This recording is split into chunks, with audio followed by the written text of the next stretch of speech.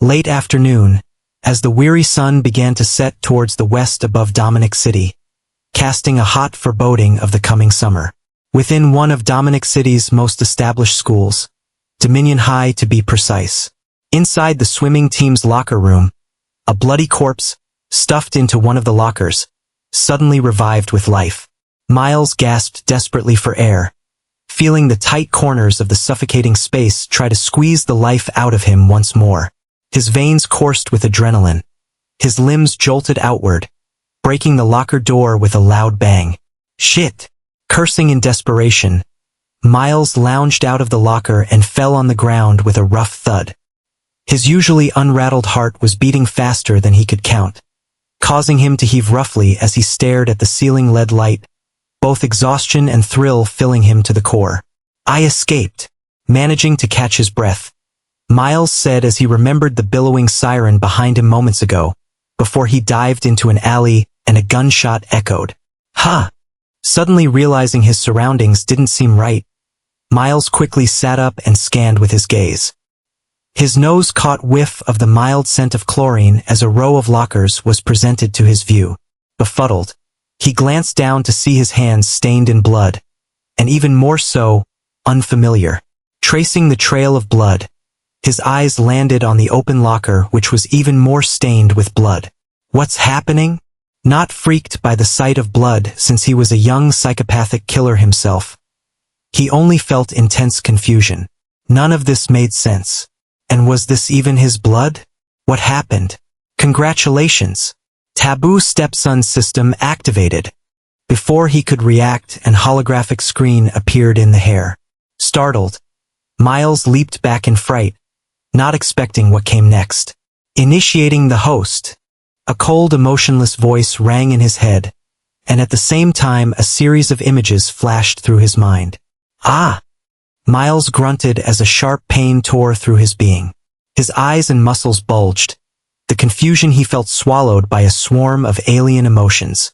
Initiation, 10%, 13%, 15%. Fuck! What's going on? Miles cursed, staggering forward as he got on his feet. The thought that the police were still looking for him and he might pass out anytime soon made him desperate.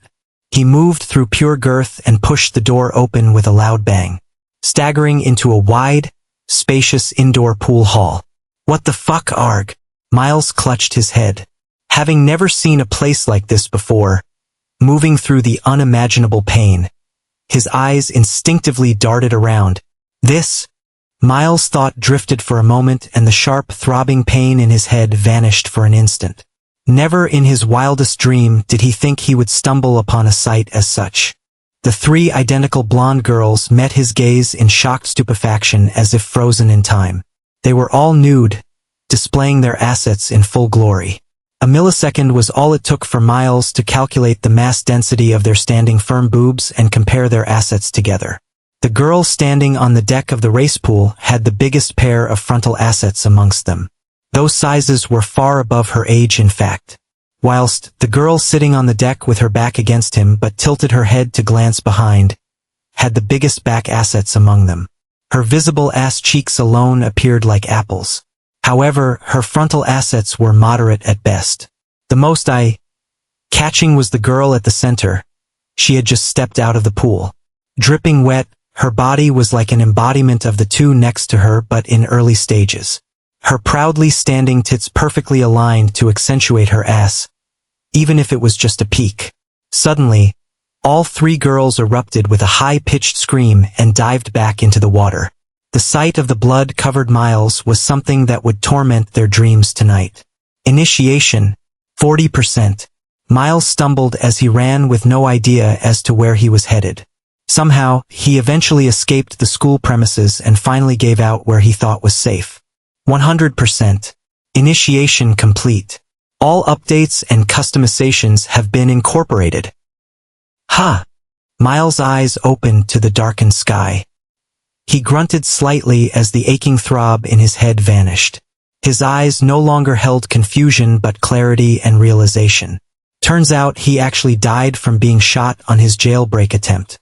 So apparently he was reincarnated, or rather transmigrated, into this body. The earlier torment he felt was as a result of receiving the memories of his predecessor, a newly aged 17-year-old youth named Miles.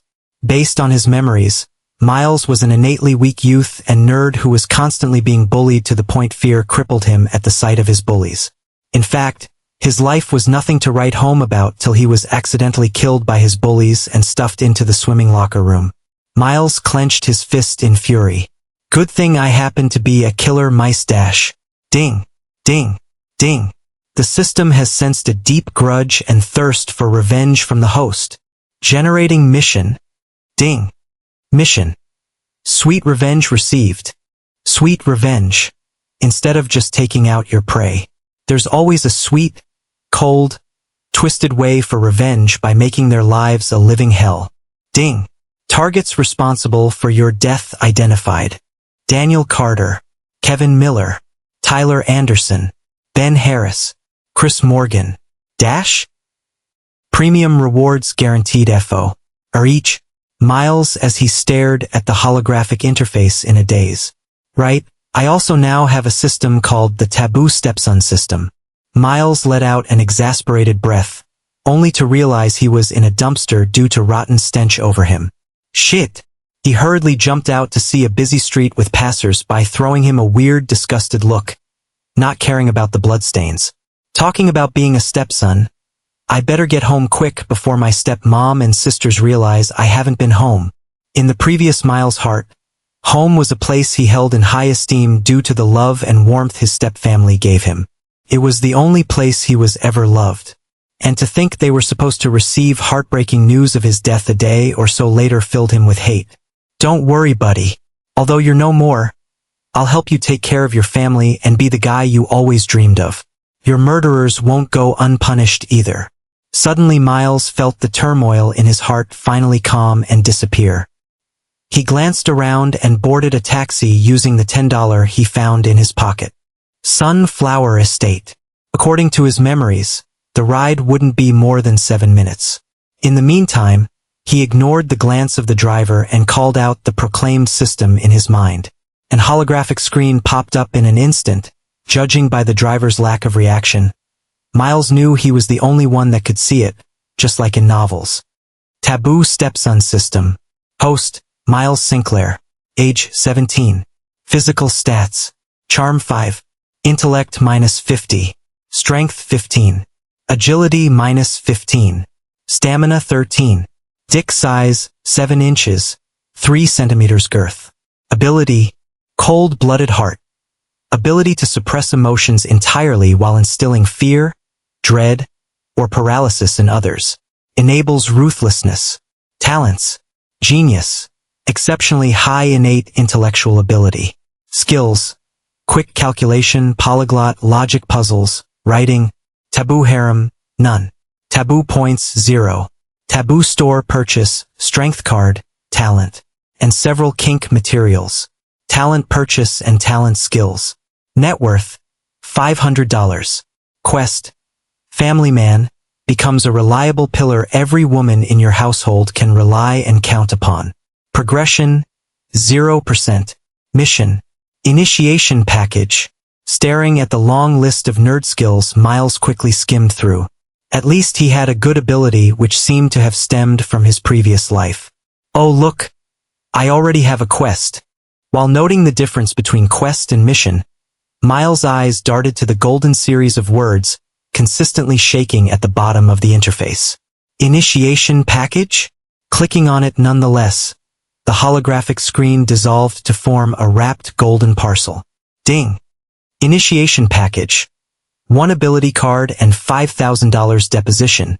Unfortunately, Miles' phone was hidden somewhere by those who had him killed. Unable to relive the joy of such a huge amount, he willed to use the card. Ding! New ability. Blissful hands. When in contact with sensitive areas, the target's perspective of the user's touch is enhanced x2. Highly stimulating. Now this is exciting. System.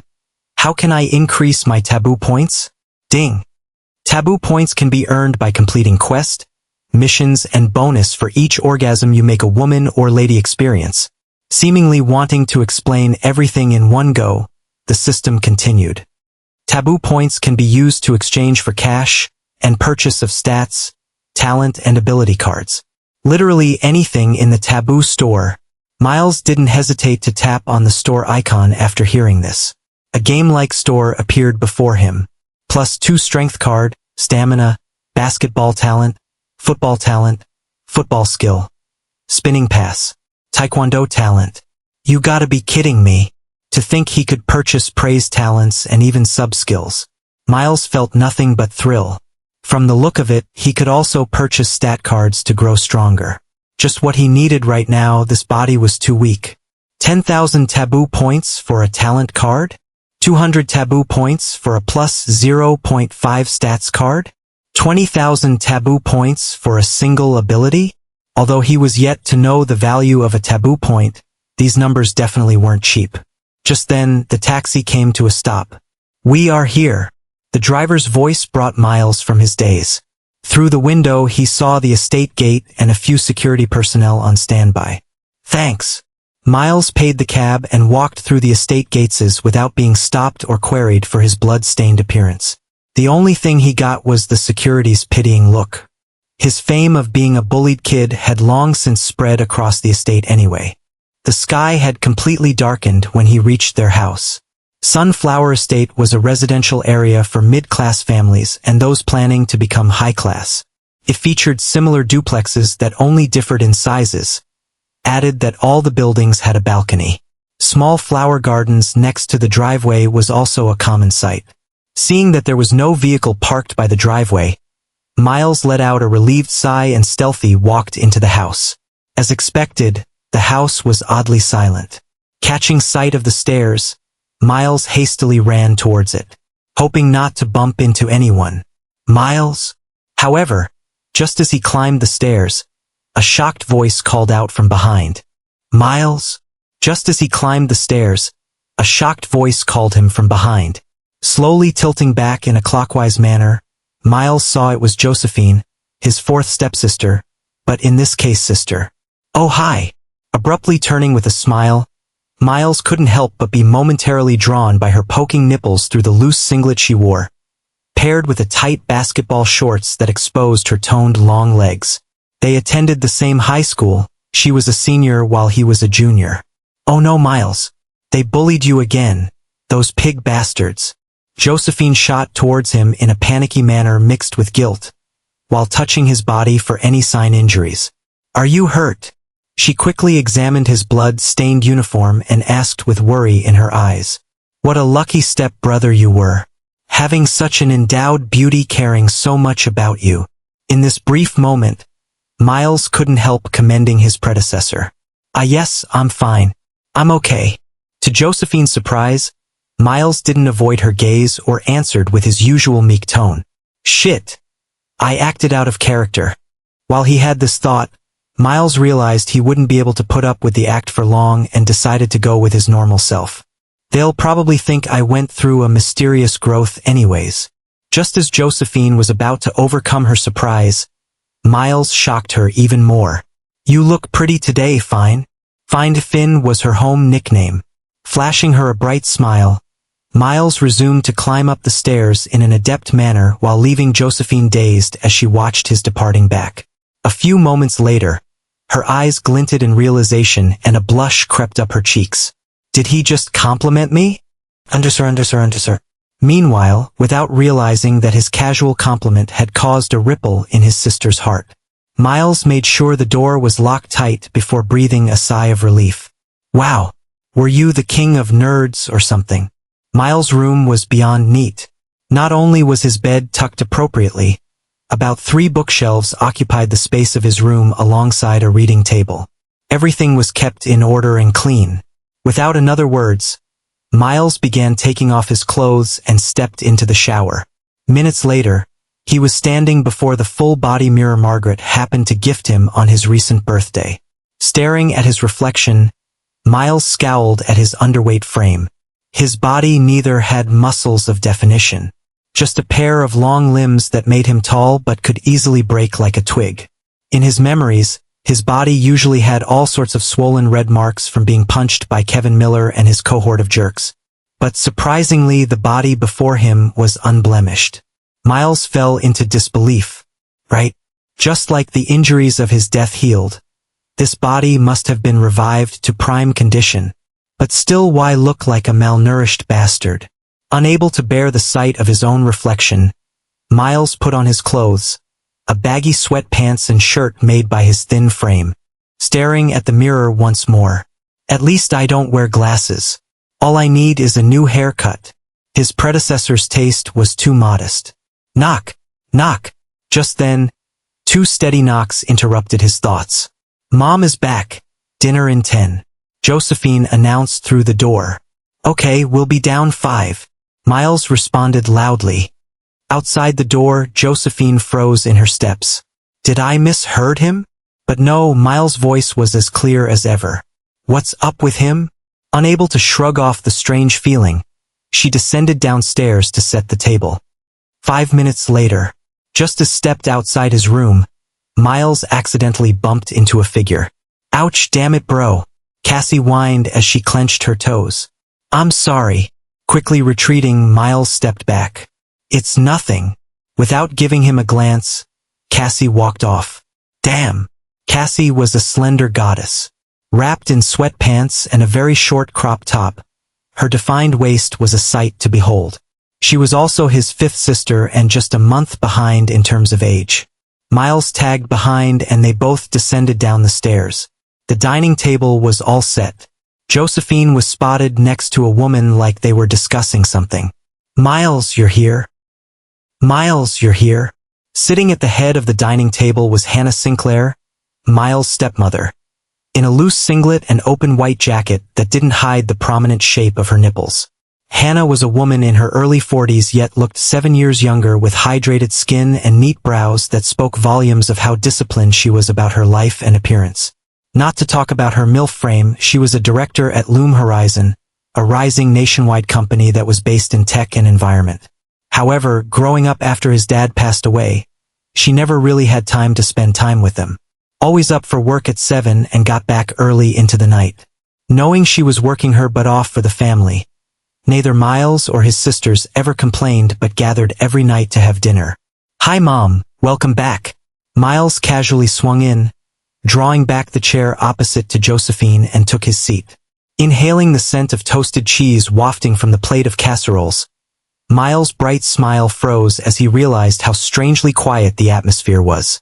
All 3 women froze, a bit agape as they stared at him. What? He feigned ignorance under their gaze. Eventually, it was Hannah, his mom, who reacted first. Miles caught sight of how her melons jingled softly through the singlet due to her abrupt movement. Are you okay? Her delicate soft palm landed on his forehead, wanting to read his temperature. 2 seconds later, she failed to sense anything and skeptically proceeded to feel his cheeks and neck. Such love and openly expressed care momentarily drew Miles' eyes from her tits, which were exceptionally close. My poor baby, what did you go through today? Before Miles could react, her chest crashed into his face, her arms wrapping tight around his head. Seeing this sight, Josephine and Cassie instantly rolled their eyes, feeling cringed out. Except for Miles, of course. Shit, suffocate me more. They are so fucking soft. His joy was shortly lived as Hannah withdrew, not knowing he was just about to have an erection. Wow. Contrary to his thoughts and feelings, Miles feigned a bashful look. It's okay, Mom. I'm no longer a kid. Seeing his face flush, Hannah smiled and ruffled his hair before sitting back down. That doesn't change the fact that you'll always be my little boy, and you girls. Catching a glimpse at her daughter's cringed eyes, she quickly added to tease them. Straightening his hair back in order, Miles could only nod. Following their brief exchange, Cassie took her seat next to him and the atmosphere unexpectedly turned serious. It was Hannah who spoke. Josephine told me you came back home with blood stains on your uniform. What happened? Miles paused as he was about to plunge his spoon into the tasty meal. Oh, about that. That's pig blood. As you can see, I'm all right without any injuries. He casually shrugged, but the women's serious care didn't change. Are you sure? You look strangely different than you were this morning. Cassie mentioned as she stuffed a spoon into her mouth. Josephine also nodded, then added, "Especially the way you talk since you came back. I know something happened to you, but I just can't prove it." Her gaze was playfully suspicious as she shrugged. Miles' meek and weak personality was something they had accepted and grown to love. Although they attended the same school, Miles made sure not to interact with Josephine anytime they were in school due to the fact he was a bad stain on her reputation. Each time Josephine wanted to hang out with him, he begged her not to, and she could respect his wish. Their mom also wanted to file the school system to court in regards to him being bullied. But Miles went on his knees each time begging her not to. Despite being registered into judo to learn self-defense, Miles preferred reading and storing up knowledge, which was a good thing. In a strange sense, one would feel that he liked being bullied, but no way.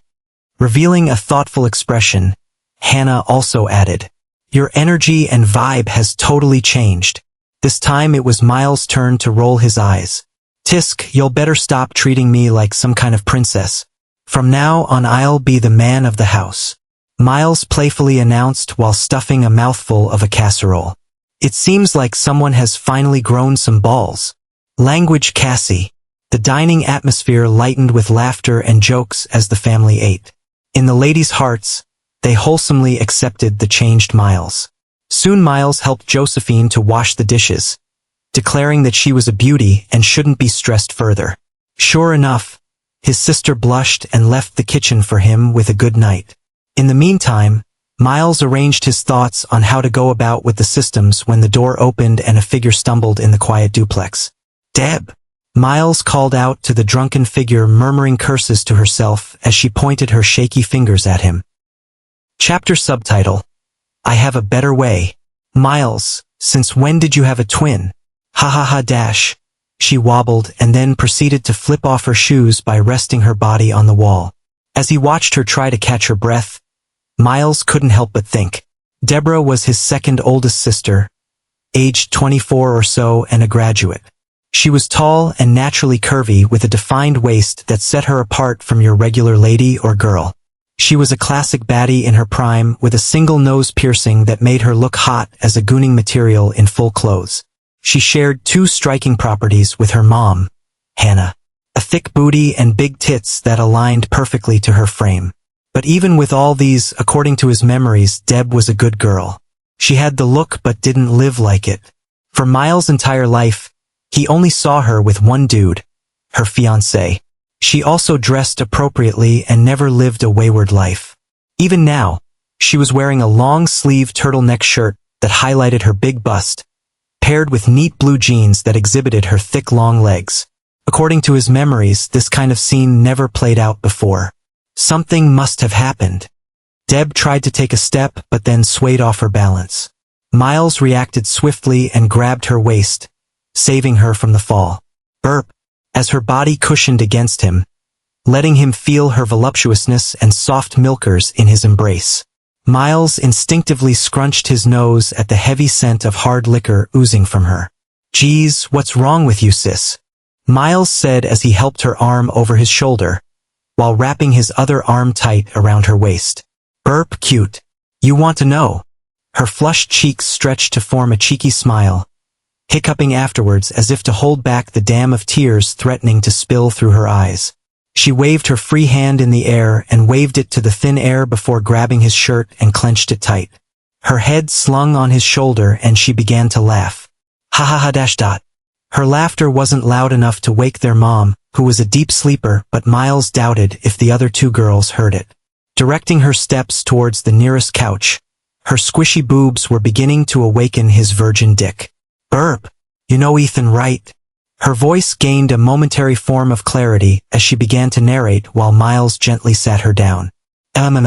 Yes." Nodding with attentiveness, a single pull from Deb sat him down next to her with his arm locked around her waist. "My fiancé?" "Yes," she asked again, and Miles nodded to let her know he knew exactly who she was referring to. "Cute, ha ha ha." Seeing the seriousness etched in his eyes, Deb burst into a low laughter that was swiftly drowned by sorrow. She was unable to hold it in any longer and streams of tears freely trailed down her cheeks. That ungrateful bastard fucking cheated on me. Sob. An ungrateful bastard indeed. Miles' expression became dreadfully solemn as he watched Deb cry. I fucking caught him cheating with Anastasia, my bitch of a best friend. He was fucking her. The volume of her cry got louder and her eyes began to redden.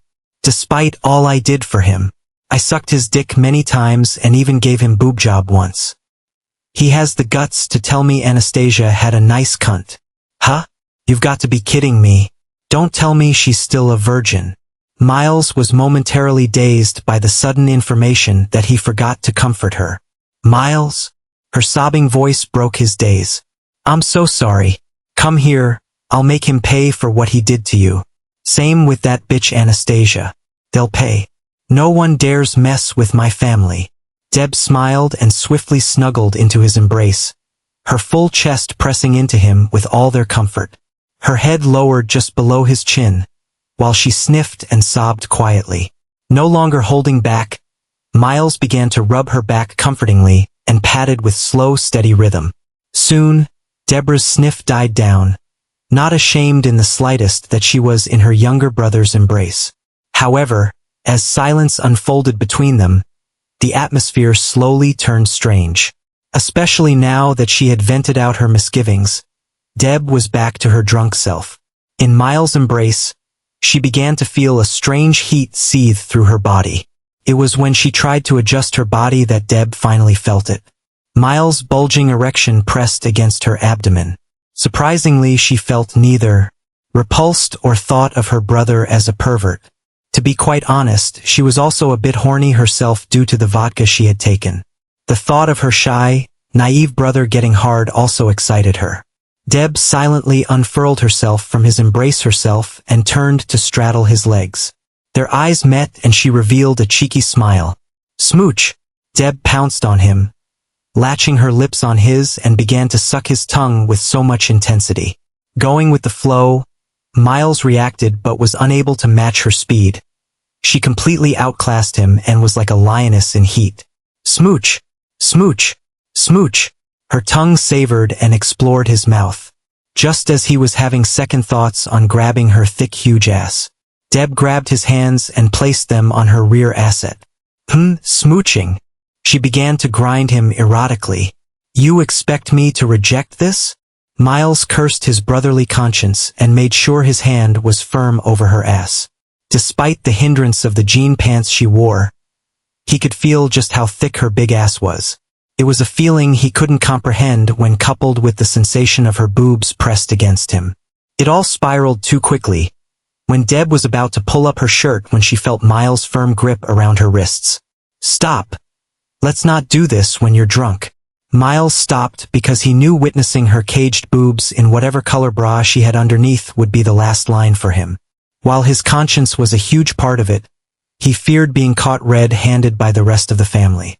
Being the rational one, he figured out a better solution. Seeing Deb's face become a mix of confusion and hurt, Miles quickly laid out his suggestion. I have a better way. Why don't you sit on my lap instead? Although unwilling, Deb cutely sat on his thigh. You weak bastard. Miles regretted his words instantly as the pressing weight of Deb's body rested on his legs. No risk, no reward. Gritting his teeth through, he found her waist and unbuttoned her pants with a click. Time to test you out. Just... Oh! Deb whimpered, shuddering as his palm slid beneath her underwear. Coupled with his activated skill, blissful hands, the sensation she felt was extremely triggering. Her quavering moan rang out again.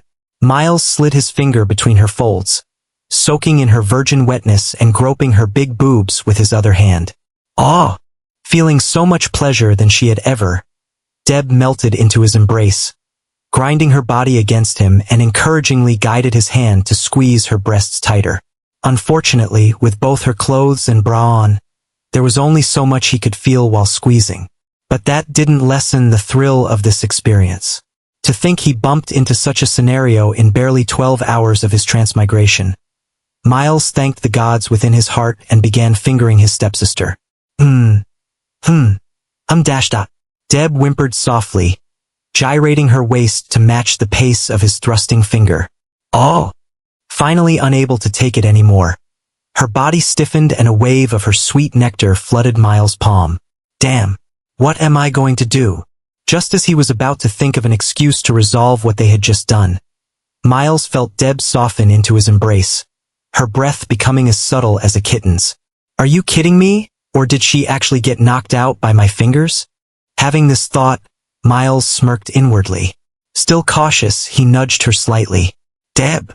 Getting no response, he slowly removed his hand from where it was and let out a relieved sigh. Ding! You've knocked out your drunk stepsister, Deborah, by giving her the best finger fuck she's ever experienced. Ding! Appraising. Target: Deborah Sinclair. Relationship: older stepsister. Age 23. Status: virgin. Circumstances: Sinclair's duplex, late into the night while the rest of the family are fast asleep. Orgasm: 1. Appraisal: B+ grade taboo. Ding! You've received 300 taboo points. $800 deposit. Ding! Bonus: 1 free talent card. Miles gawked at the holographic screen as the emotionless voice inside his head listed his reward. I can also make money? What's the talent card about? Just as he was about to check out his rewards, the system interrupted his thoughts. Ding! You've received a subquest on Family Man main quest. Ding! Subquest: No one dares mess with my family. An unfaithful fiancé cheated on your dear stepsister with her best friend. Make them both pay for this. Rewards? Wow, chill system. How many quest and mission do you have on me? While he felt the system was going overboard with the series of uncompleted missions and questions, Miles didn't reject the idea. He was already planning to pay them back to begin with. I can't leave her like this either. Dismissing the holographic screen, Miles wiped his palm on his shorts, promising to dump it in the washing machine later, and proceeded to lift Deb in a bridal style. As for being weak, he already purchased a 0.5 strength card from the system store and used it. Although the enhancement was minimal at best, Miles felt the strain on his muscles lessen slightly. He climbed the stairs while gritting his teeth and eventually got to Deb's room. Glancing at her tempting figure on the bed as he was about to depart, he suddenly face-palmed and went to unclasp her bra. When he did, Deb involuntarily relaxed further. It was no secret that women hated bras. Now in his room, after gooning to what happened, Miles stared at his holographic screen. A list of talents were on display. There were talents for all kinds of sports too. Considering he was a high school student, Miles knew choosing any one of these talents would make him easily popular in school. Bagging girls wouldn't be an issue then. However, after thinking deeply, he realized he needed something that could help him earn points quickly, a bit of cash too, and might be crucial in the long run. The only ability I have now is Blissful Hands, and I desperately need to earn taboo points. Gaining a sudden flash of inspiration, Miles no longer hesitated on which talent to choose. While grinning from ear to ear at how much of a genius he was, he picked up his PC and began to search for jobs.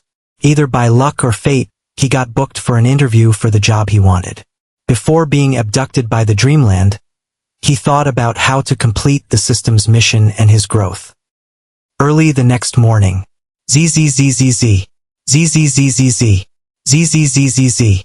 The snoozing alarm blaring through her ears forced Deb to open her groggy eyes. Blindly slapping at the source of the noise, silence returned once more. She grunted and rolled over, heaving as she opened her blank eyes to see the opaque ceiling. The silence counted into tens before she finally managed to recover her thoughts like a rebooted program. What happened? Where am I? Ah! Suddenly her eyes squinted and a sharp pang assaulted her head, bringing with it memories of yesterday. She caught her fiancé having sex with her best friend. Instantly, Deb's heart felt heavy and a twist of pain assaulted her chest. She recovered the memory of how she drank herself to stupor and eventually booked a ride home. Deb felt her memory become fuzzy. Then another pang assaulted her. She hissed and pulled through. When she got home, she happened to bump into Miles. A stark contrast to his usual self, like blushing when he saw her. He actually held her gaze and quickly stepped in to stop her from falling. Thinking about it now, Deb felt her heart in jitters, a sense of foreboding echoing within her. Miles wrapped one arm around her waist and led her to the couch. He was about to let go, but she actually pulled him to sit, liking the fact his arm made her his. Was this the extent of how she loved her brother so much? After Miles sat down, she began pouring out her heart to him, cursing at her fiancé and telling him how he was ungrateful despite the fact that she frequently gave him blowjobs and a tit job once.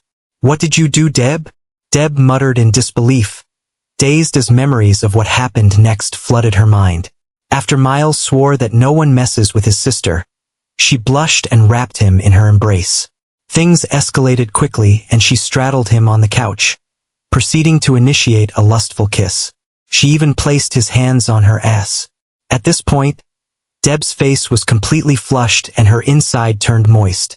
Then they were about to do it, but Miles stopped her, saying because she was drunk. He made her sit on his lap, groping one of her tits while fingering. She came and everything blacked out. "Oh no, Deb." Feeling ashamed that Miles probably thought she was a cheap slut, she jolted up and quickly took off her pants.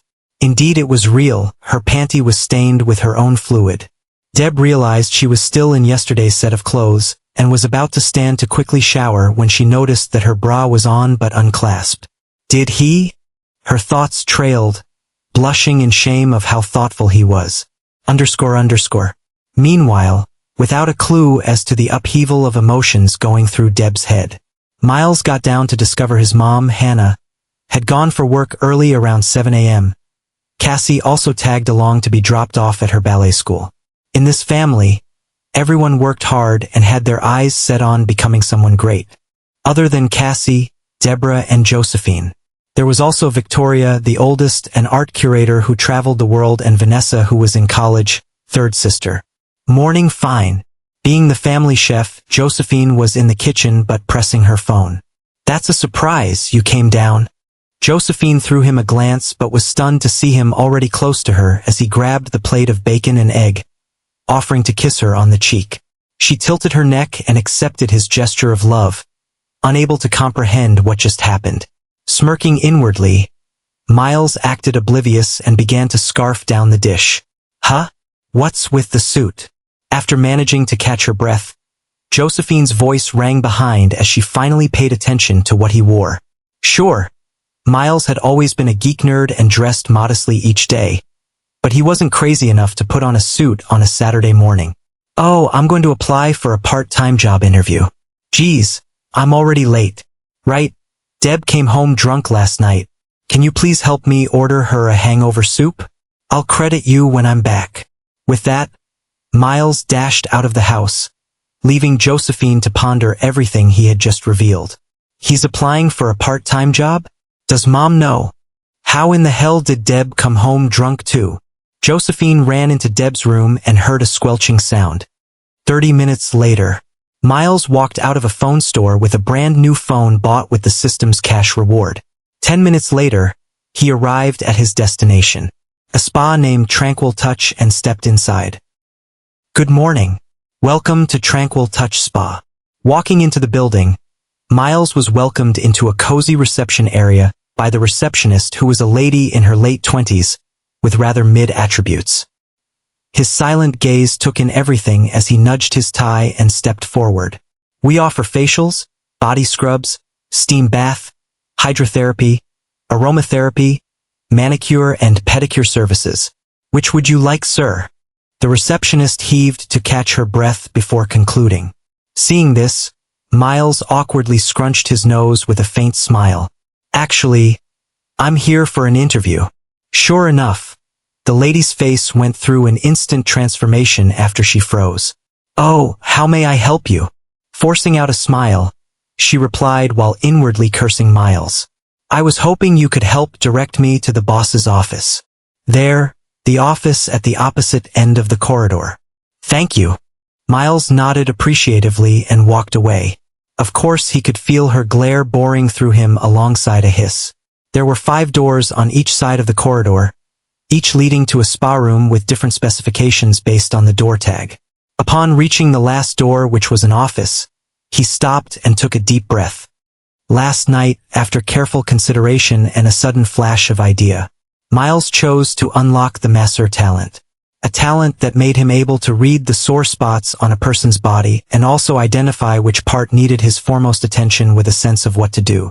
Coupled with his blissful hands ability, working at a spa was the fastest way to farm taboo points. Shit! I'm about to explode with thrill. Keeping his face cool, Miles pushed open the door and stepped inside. Upon entering, all Miles saw was an empty desk. Click! The soft click afterwards drew his attention to the left corner of the office, and he saw a defined lady in her mid-30s step through the door dressed in a beige wrap-style spa uniform. Seems like I came too early. Realizing that his soon-to-be employer has just finished changing, Miles realized his chances may have become thinner. I should have taken the time to learn about interviews. Steeling his guts, Miles kept his cool and casually followed her movement with his eyes.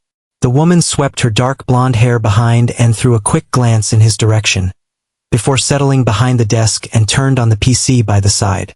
She nodded and Miles took his cue to sit. So, you're Miles? She began. Yeah. Miles Sinclair. Miles nodded, meeting her focused gaze with a casual temperament that seemed neither fazed or pressured. You're 17 and currently a junior in high school? This time her eyes turned cold, taking the minute change in his expression. Yes. Still meeting her gaze, Miles nodded with the same temperament. Tell me about yourself. What makes you think you can use my establishment to tick one of your perverted fantasies? The woman's face turned stern, ominously relaxing her back into the comfy chair but with a hawk-like gaze focused on him. Seeing this, well, I am Miles. I grew up in a family of 6 women, 5 sisters and a mother. I'm the sole son. As expected, the woman's face softened after hearing his narration. A high schooler applying to work part-time as a masseur only meant one thing. A pervert, virgin who neither has a girlfriend nor associated with girls, wanting to find perfect goon materials. But hearing Miles confidently say he grew up with 6 women removed him from that category. Living in such a house, there was no way he hadn't bumped into many accidents and was used to conversing with girls. As a masseur, this meant he could hold his own against a client.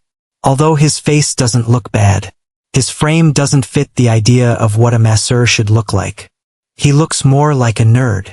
Truly, his body was a scrap of meat and bones. 0 abs, muscles, and an imposing frame. Miles already knew this, which is why he chose to take the initiative.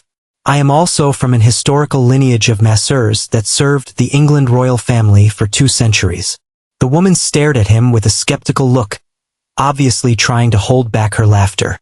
But then, after noting how dead serious he looked, decided to give it a second thought. Historical lineage, you say? Why are you here instead of a 5-star spa center?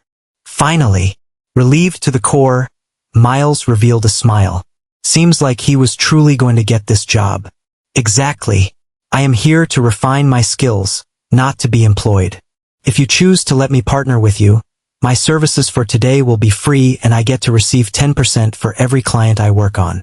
Miles oozed with so much confidence in his words that the woman was left speechless. Her eyes became doubtful as she reappraised him. Is this a joke or a prank? Seeing the doubt in her eyes, naturally Miles wasn't going to miss this chance. I know you're doubtful, which is why I'm proposing to offer you my services firsthand and let you decide afterwards. Also, if I'm a fraud, you can do anything you want with me. My family doesn't know I'm here, Miles firmly stated, expressing he would leave at once if she didn't want to take the risk of trusting him. Gosh Grace, he's just a high schooler. How is he so deterrent? Feeling frustrated that she couldn't tell if Miles was lying, she resolved her mind and accepted. You can call me Grace. Follow me. With that, she stood up from her seat and led Miles towards the door by the corner. They walked into a calm, cozy massage room with soft purple lighting, candles, a neatly prepared massage bed, warm tones, and a relaxing spa atmosphere. Right by the side, Miles was stunned to see another door with a tag that said dressing room. Wait here. Not wanting to think of the fact that she was about to receive a massage from a youth, A high schooler while bearing the weight of missing out on an opportunity that could raise her business by 1.5 stars, if what he said was true. Grace locked the door behind her and began to undress, removing what she had just put on minutes ago. Staring at her reflection in a matching piece of black underwear, she heaved a deep breath and picked up one of the carefully wrapped white towels. It better be worth it. Steeling her resolve with thoughts of her desperate situation, she stepped out. In the meantime, Miles had taken off his jacket and folded his sleeves. Using the ceramic bowl to wash his hands and a towel to clean them, he glanced through the oil bottles and easily identified which to use. Grace, the woman soon to be his part-time boss, stepped out with a white towel wrapped around her body while throwing a casual glance at the preparations he made. She said nothing but expressed a deadpan look before lying on the massage bed with her back facing him. Look at her. She looked emotionally burned out from the start. Miles thought while he began to pour oil on his palm. His masseur talent activated and did its work. Hidden stat. Dexterity activated. Plus 15. Target identified as Grace Anderson. Primary tension area. Shoulders. Action. Kneading X6 deep press X3. Secondary area. Upper back. Action. Palm rub X8 circular press X4. Tension detected. Neck. Action. Thumb glide X4 hold X2. Holographic arrows hovered in the air, providing guidance and steps on how to release the tension on her body. Damn. Too easy. Grinning, Miles commenced to work. Arg.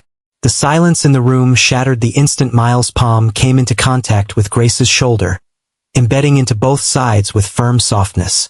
Her lips parted and her eyes widened, letting out a relieved grunt as her shoulders felt like it had met its true bane. Miles was stunned for a brief moment as it dawned on him the extent of his dexterity stat. What the fuck? I haven't even activated my ace. Are you okay? You seem to have a lot of tension around your shoulders? Does it feel good? While he spoke, Miles followed the instruction of the holographic arrows. Whilst Grace was unable to mutter any response, her breath stolen by the unprecedented movement of his hands that seemed to strike her very core. Smirking, Miles stopped and withdrew his hands. Your leg muscles seem stressed too. Speaking in a lecturing tone, he uncapped one of the aromatic bottles and began to draw a clean stream that drowned her skin in oil. Activate blissful hands. Dash. Grace felt an electrical jolt travel up her limbs, striking something she was too embarrassed to label. Oh gods, what's happening? Is he truly from such a family? Grace's thoughts screamed, unable to speak because she was literally starting to moan at this point. The upper Miles extended his reach over her legs. The more Grace felt aroused and helpless as his hands did magic and caused her body to feel inexplicably good. Slowly, by the time she realized what the feeling was, she was already wet and horny. Grace, don't tell me you're getting wet for a high schooler. Even if she knew, there was no stopping Miles at this point. She felt his grip on her thigh, having slipped underneath her towel, began caressing her gently. Dash. Undersir. Yes, good girl. Keep it up. I need more skin contact to show my techniques and your towel isn't helping. What do you say? Pausing briefly, Miles slipped his hands higher, dissolving the muscles around her butt cheeks and leaving Grace more helpless. Face flushed, Grace bit her lips. She felt the tease in his actions and words, but because she also wanted it, there was no way she could prove him wrong. Why did I even agree to this? Take it off, she told Miles. Smirking from one end to the other, Miles felt his dick gnawed at the meal placed before it the moment he unwrapped the towel. Grace was in a matching pair of underwear. He didn't notice it before, based on the fact that she wore a loose uniform then swapped into towels, but Grace had quite the ass and was hot. Not bad but can't compare with Hannah's. Thinking about his MILF stepmother and how he would later uncover all that she had underneath her pretty outfits, Miles felt thrilled and didn't hesitate. Grace moaned in delight the moment she felt his fingers dig into her ass and squeeze a handful of both cheeks. She hissed and heaved, following every rhythm of his oiled hands. Phase 2. Tracing his fingers up her spine, he felt her jolt and squirm from the sensation, offering no resistance, and as he unhooked her bra. Relax. Don't stiffen your body. Who could have expected that the words she said to clients so many times would be redirected at her one day? Inhaling a deep breath, she turned over through his guidance. Her eyes closed in order not to feel awkward. Miles poured a stream of oil on her breasts, which were moderate in size and slightly firm, enjoying the sight of it with his hardened dick as he trailed it down her abdomen. Undersir. In the moment it took for a spark to fly, Grace's moans filled the room as Miles swooped down on her boobs and extended his fingers to her nipples, groping and massaging both tits with oils. Yes, dash. She gasped out loud, twisting her body and arching upward to feel more his grip embed into her boobs, unable to fight back his urge to latch onto her boobs any longer. This is called the C-hold suction technique. Miles spoke hurriedly before demonstrating. His lips latched onto one of her nipples, squeezing her boobs tight and sucked deep. Ah! Grace moaned, digging her fingers into his hair and pushing his head closer. Yes. Ah! Please be gentle. Miles bit her. She winced, pleaded, but was cut off halfway because Miles inserted one of his fingers inside her. Spreading her clitoris apart, Miles began to thrust with his middle finger. Grace was so wet, moaning out loud with his mouth on her boobs, viciously trying to suck the juice out of them. If Miles took off his shirt, red prints would be seen, done by Grace in her ecstatic state. Compared to the vibrators she used, his fingers were undoubtedly the best. Thrusting faster, Miles began to hear the sultry sound of her dripping hole. The next moment, Grace's body froze, holding him tight and suddenly letting go. Her thighs began spasming and Miles' fingers were quickly drained in her orgasm. But he didn't stop. Grace began squirming, the bliss from his fingers like a tickle that fanned the flame of desire within her. Although she had enjoyed being fingered, Grace's discipline still held her consciousness from submitting to the lust, knowing where it would lead to. No, I can't do this. He's a minor. I can't let him fuck me. Grace's already flushed face revealed a sense of shame, blaming herself that it was her fault but still moaning from the blissful sensation. Somewhere within her thoughts, she very well enjoyed it just like her body did, but didn't want to admit it. Damn. She already came? Finally satisfying the desire to have her nipples in his mouth, Miles realized she had already come and chose to withdraw with the thought that his employment application had been successful. In a minute, the system would also reward him. I wish things would progress further and I'll lose this body's virginity. Glancing at her flushed, sweaty face, Miles suspected that he was probably being put to test to see if he would forcibly enter a client without permission. Right? In his past life, he had been a psycho killer, not a womanizer. His knowledge regarding the heart of a woman was on a surface level that surrounded flattering and compliments, not the carnal ways they wanted to be treated and dominated in bed. But Grace was going to enlighten him. Wait, is he planning to leave me like this? Suddenly, Miles felt a fierce grip around his wrist. Wait! Grace's eyes shot open, exposing the complicated glint within them as she met his gaze. There was no way of hiding his erection, and it took Grace a quick second to find it. So he's having an erection. His bulge seems quite big, bigger than I imagined. Her face flushed further at the thought but didn't stop her assessment. To think he didn't take the cue to take advantage of me. He must really be from a historical family of royal messers. Disciplined, or else his family would have been killed off for being unable to control their libido. The way he sucked my boobs and his erection is proof that he's hardcore straight. Granted that she orgasmed, Grace had enough respite from the lust to form logical assessment of everything so far. But if she felt all these from a single massage session, what would her clients feel? You've gotten the job, but you have to finish this first. Fuck me. Hearing Grace say this, Miles was a little speechless, thinking it was too easy to be real. His plan had been to make her mind restless, thinking of everything that had happened and finally give in to sleep with him tomorrow or so. For a moment he wondered if she was the same woman 15 minutes earlier with a burned-out look, asking him questions on her desk. __. Seeing him dazed, Grace unexpectedly bit her lips and still pressed forward. I mean, have sex with me. Sure, why not? Click. It took barely a moment for Miles to take off his pants, revealing the big bulge to be much bigger than expected. He hastily unbuttoned his shirt, threw it to the side and popped out his slender 7-inch weapon. Grace involuntarily bit her lips at the sight, spreading her legs wider as Miles positioned between them. What a big dick nerd. Oh! Her thoughts were hijacked the moment he plunged into her. Miles also let out a deep grunt, overwhelmed with the sensation of her wet slippery cunt wrapped around his virgin dick, with intent to squeeze it dry. Grabbing onto each leg, he began to slowly thrust deep inside her. Yes, faster, Relishing the blissful pleasure of his dick, Grace wanted to muffle her ringtone, but remembered the room was soundproofed and resumed to jolt slightly with every thrust. Faster! Faster! Yes, faster! Miles widened her legs even more and did as she wished till they both quickly reached the peak of ecstasy. When she felt him about to come, Grace prompted him not to pull out. Come inside me, baby. Yes, Arf. Miles felt a wave of erotic bliss wash over him while depositing everything. The spa room went quiet with only the sound of their rough breathing in their frozen position. Seconds passed. Grace's legs loosened around him and Miles slipped out his limp brother from her dripping cunt. Apparently, he had unloaded quite a huge amount as a first-timer.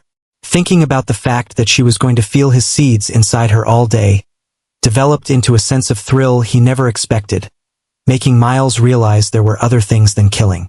This life is going to be fun. But then he noticed Grace's eyes were closed and picked his cue to dress up and wait in the office for the official announcement that he was employed. Not after cleaning up with a few wipes he saw on the table. __. Hearing the door closed, Grace finally opened her eyes and released a breath of relief. Although she felt like whore with Miles' seed inside her, she couldn't deny how sluttily good she was. As for the fear of getting pregnant, Grace was already on prescription due to her ex's repeated blackmail. Ding! You aced your interview, leaving a big load of your seeds inside your boss's cunt, so she's gonna feel a part of you inside her all day. Ding! Appraising.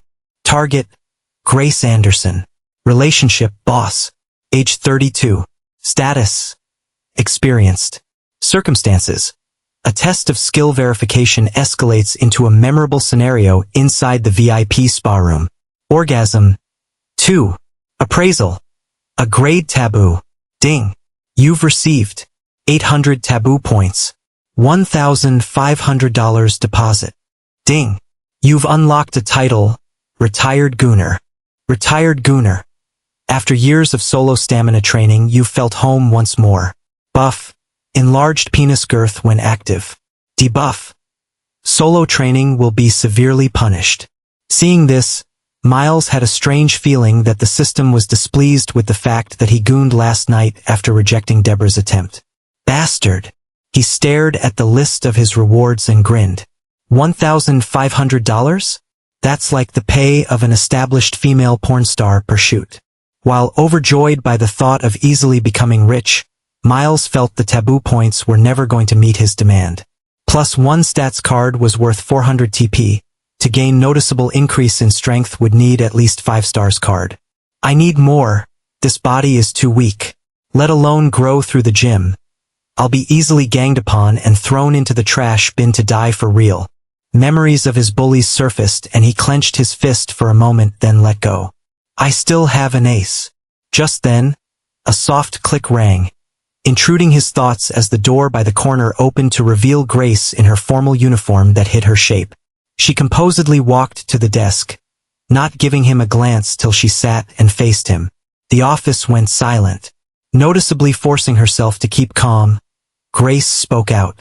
First, whatever happened was only as a result of procedure. Don't think you'll be so lucky again and don't ever tell or bring it up again. Second, I am your boss from henceforth. Be strictly professional. Even if you're just a high schooler, you should understand etiquette, right? Such a perfectly recited script. Miles could tell she was doing everything in her power to keep a cold face, but still played along. Nodding, he replied, I understand. You're the boss and I'm the employee. Yes. Content with his reply, Grace was about to speak when she saw him raise his hand. Denying her surprise at his maturity, she nodded with a go-ahead look. Okay, I'll be available on weekends only. During the week, booking should be checked in with me before being scheduled. Miles firmly stated, making Grace realize she had no hold over him like she thought. Grace froze but then realized it all made sense. Other being in school, Miles was also doing her a favor. Also, I'll get 5% pay for each booking. He's not just smart, his background must be big. Grace nodded. I guess we have a deal, Mr. Miles. She stretched forth her hands like nothing happened. Reciprocating the gesture, Miles smiled and activated blissful hands. Sure, boss. The moment their hands came in contact, Grace's composure crumbled and her face flushed. Fortunately, she was able to hold back or would have been forced to bury herself in shame. The air took a passive turn, but Grace managed to act. Picking up the telephone, she typed in 3 digits and placed it to her ear. Come to my office, she said. 20 seconds later, a knock sounded on the door and a figure walked in. It was the female receptionist that gave him direction earlier.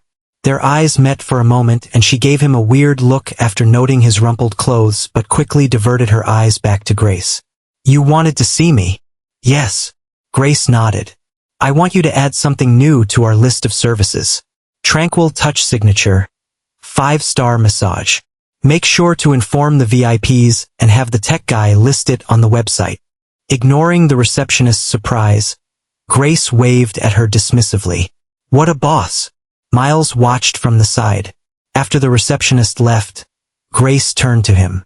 I think you should change. There's a male set of uniform in the changing room. I'll see myself out for the time being. With that, she left while Miles entered the dress room. __. I look less of a nerd now. I also need to get a haircut on my way home. Staring at his reflection dressed in a male masseur outfit bigger than his frame but with a baggy swag to it, Miles took a few pictures. __. Thinking he would have the time to chill for a while before he was out to work.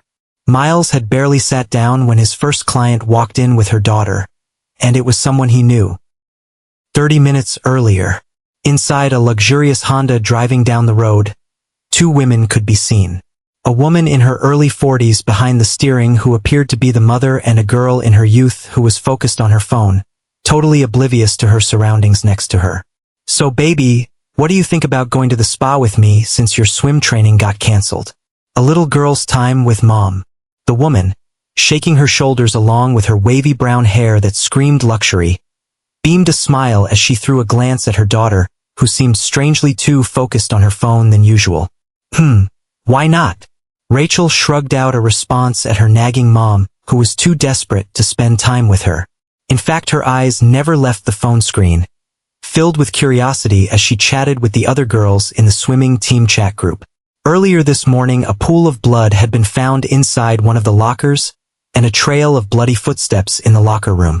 According to the latest gossip, the school authorities were trying to keep things low, which is why their swim training was canceled.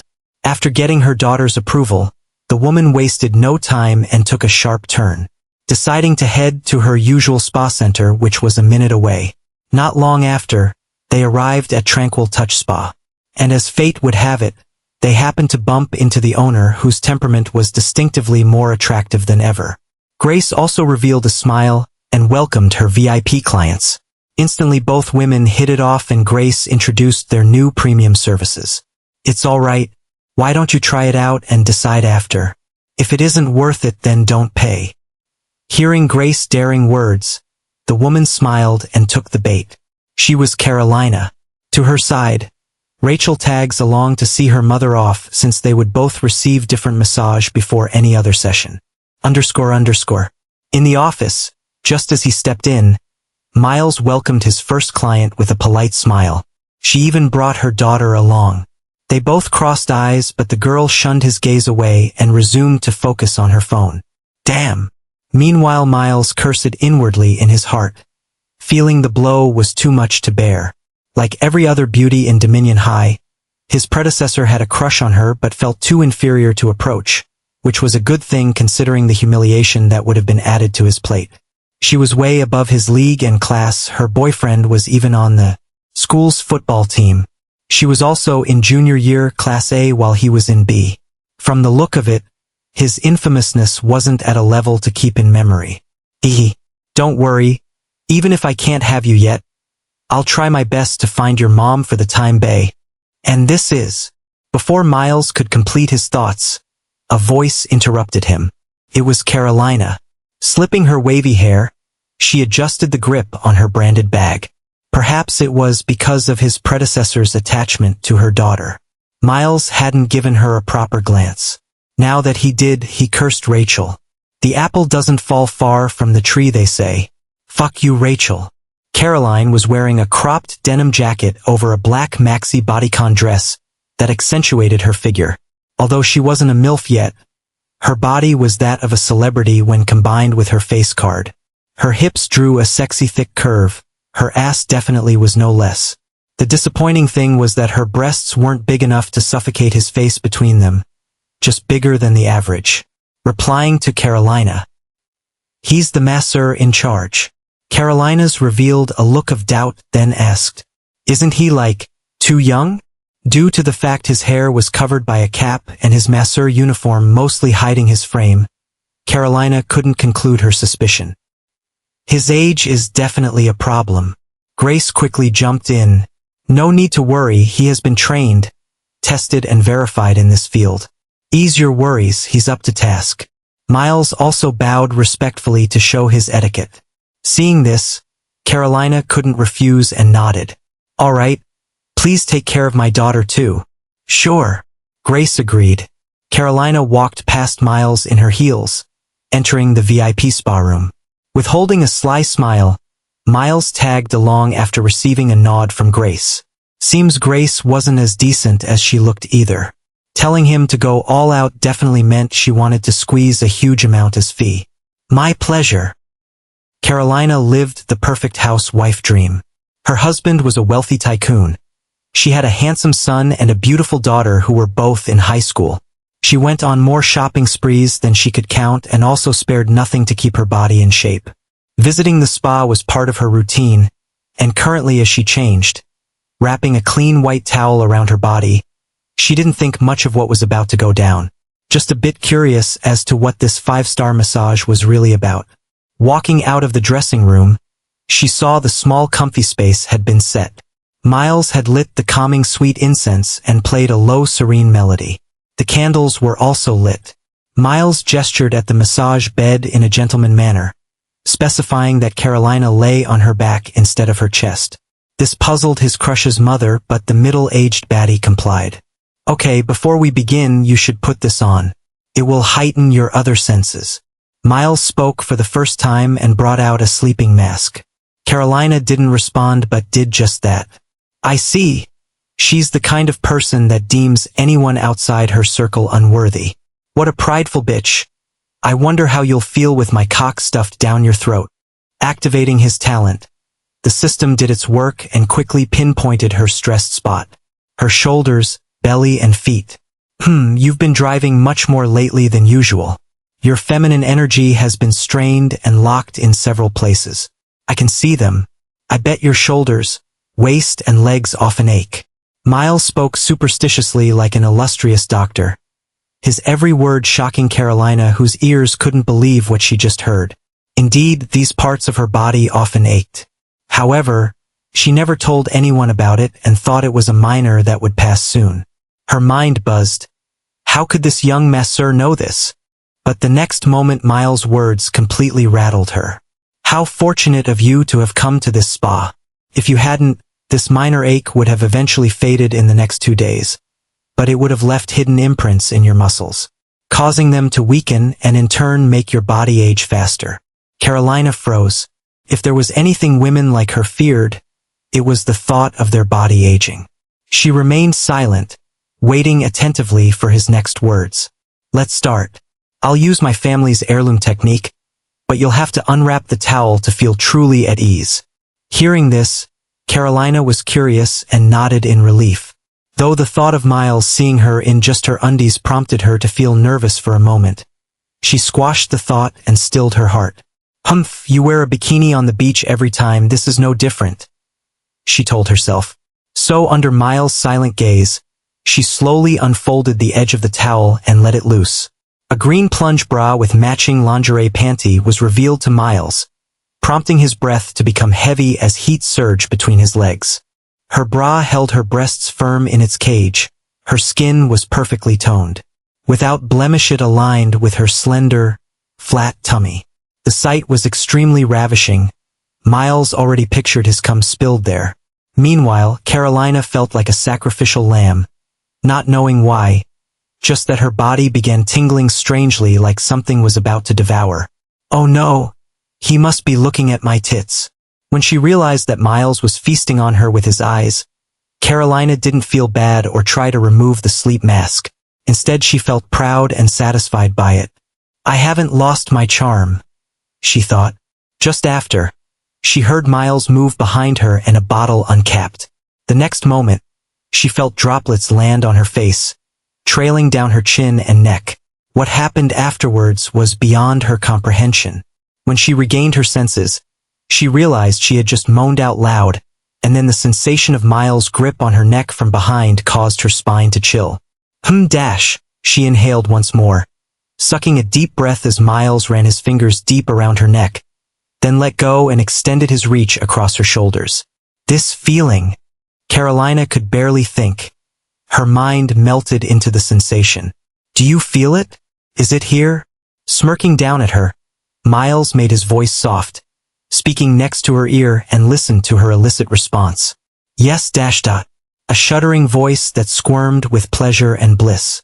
If Rachel happened to hear this, she would definitely think her mother was being fucked good. But Miles had only just began. His hands reversed and repeated the same action twice. Carolina inhaled deeply each time and resisted the urge to moan. Controlling his lust at the same time, Miles stopped. No, please don't stop now, Carolina pleaded in her heart. Feeling her core already moist of Miles' touch, her face flushed. Nasty enough, she wanted more. Just as she was out to speak out, wanting to tell Miles to go on, she felt soft patters against her skin. Miles was oiling up her legs, moving upward till she could finally feel the drops trail down her thighs. Deep within her, Carolina felt a sense of need and anticipation she wanted to deny but couldn't. Being wet and alone with a male messer wasn't an experience she ever thought or fantasized about.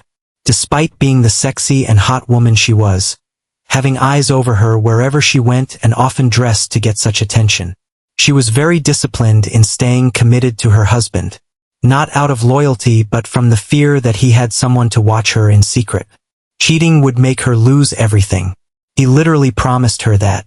Also, her husband was gay and he barely slept with her 6 times in each year. Currently, Carolina couldn't remember when she last had a real dick inside her. It had all been porn, vibrator, and dildo. Undersir. Relax your muscles, breathe. At this point, Miles could tell that she was horny by her body's vivid reaction each time his fingers pressed her muscles. Smiling evilly, he activated blissful hands and placed one of her legs over his shoulder. Ah, she moaned. A similar reaction to Grace, but her tone was distinctively sluttier and more erotic. Before she could catch her breath, Carolina felt her mouth gasping again, bliss surging through her. Oh. Miles rubbed her thigh's sensitive spots, pretending he was massaging. I'm trying to release your energy flow, he explained over her ecstatic tone, but she no longer cared. Instead, the only thing she wished for was for his hands to slip lower and touch that salivating spot. Unfortunately, she only fell deeper into his trap. Carolina let out an erotic gasp while Miles had one of her legs suspended on his shoulder. Using the pretense of massage, his hands trailed along her glistening oiled skin. Each time he made sure she moaned before streaking backward. Ah! Every movement Miles made her wetter, moist and dripping. Her ignited need to satisfy the lust within her brutally dismantled her pride. But each time she felt like letting those words loose, Miles would pause and switch to her other legs.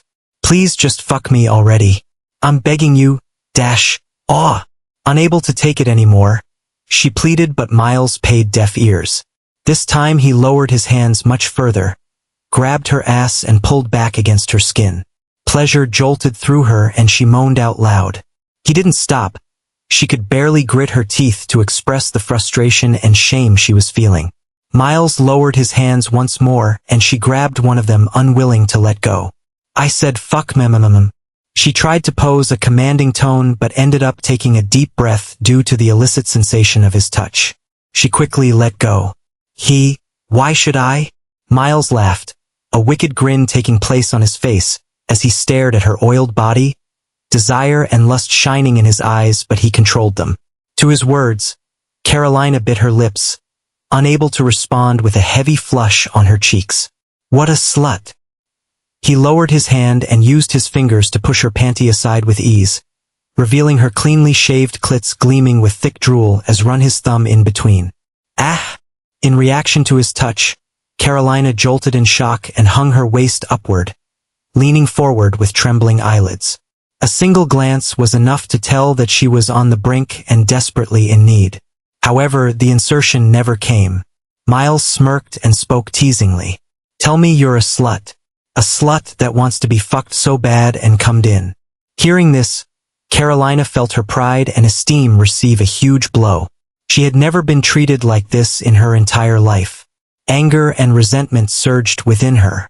I can just leave here, and everything will be over.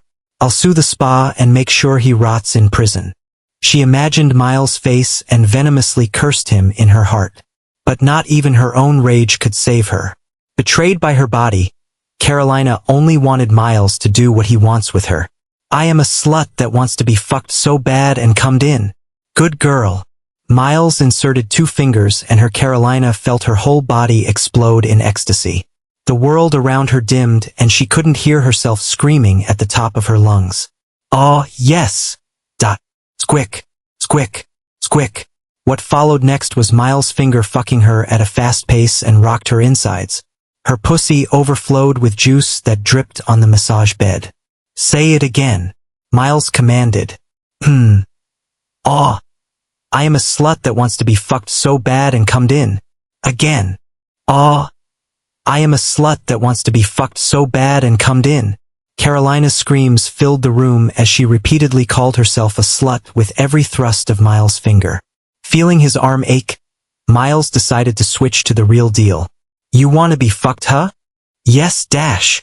Carolina shouted, already twirling her waist to his fingers. Here, how about my dick? The moment he said this, Miles pulled out his fingers and Carolina collapsed like a toy that had lost its battery. Only her ragged, shaky breath could be heard as she squirmed on the bed. Yes, Carolina responded shakily. Beg for it. Beg to be fucked. At this point Carolina was completely intoxicated by lust and horny to the point she couldn't think. Please fuck me. Fuck me with your dick. I want your dick. As her desperate voice passed, Miles already took off his clothes and was holding his 7 inches with a slightly wide girth. He waved it in the air and guided Carolina to come down from the bed. Good girl. Soon she hunched, her hands placed on the bed while Miles positioned and tore off her panty. Her supple big ass was bare for Miles to feel and touch. KPA. Using the chance to smack her hard, Miles thrusted and plunged his dick inside her juice-filled cunt from behind. Firmly grabbing both sides of her soft, thick ass, he made sure to spread them apart as he pounded. Slut. Smack. Yes, dash. Fuck me. I'm a slut. Smack. Bitch. Yes, I am bitch. Fuck me. They changed positions. Miles had her lie on the bed and placed her legs on his shoulder. Going with full throttle, Carolina body quaked with every siege. To hype this up, Miles grabbed her tits and kept fucking her. The room turned into a mayhem of melodies. ___. Meanwhile, in one of the massage rooms suited in the building, Rachel had just finished her massage session and was busy on her phone, not knowing her starved mom was finally getting the best fuck since she married her dad. KPA KPA. The rhythm sound of their pace filled the room. Carolina was on her knees, while Miles grabbed by the hair. Fuck! I'm about to come. Feeling his balls tightened, Miles cursed and pulled out. The next moment a series of cum shot out and splattered on her ass. Meanwhile, Carolina began her fourth orgasm and found herself weak, juice dripping from her ruined pussy.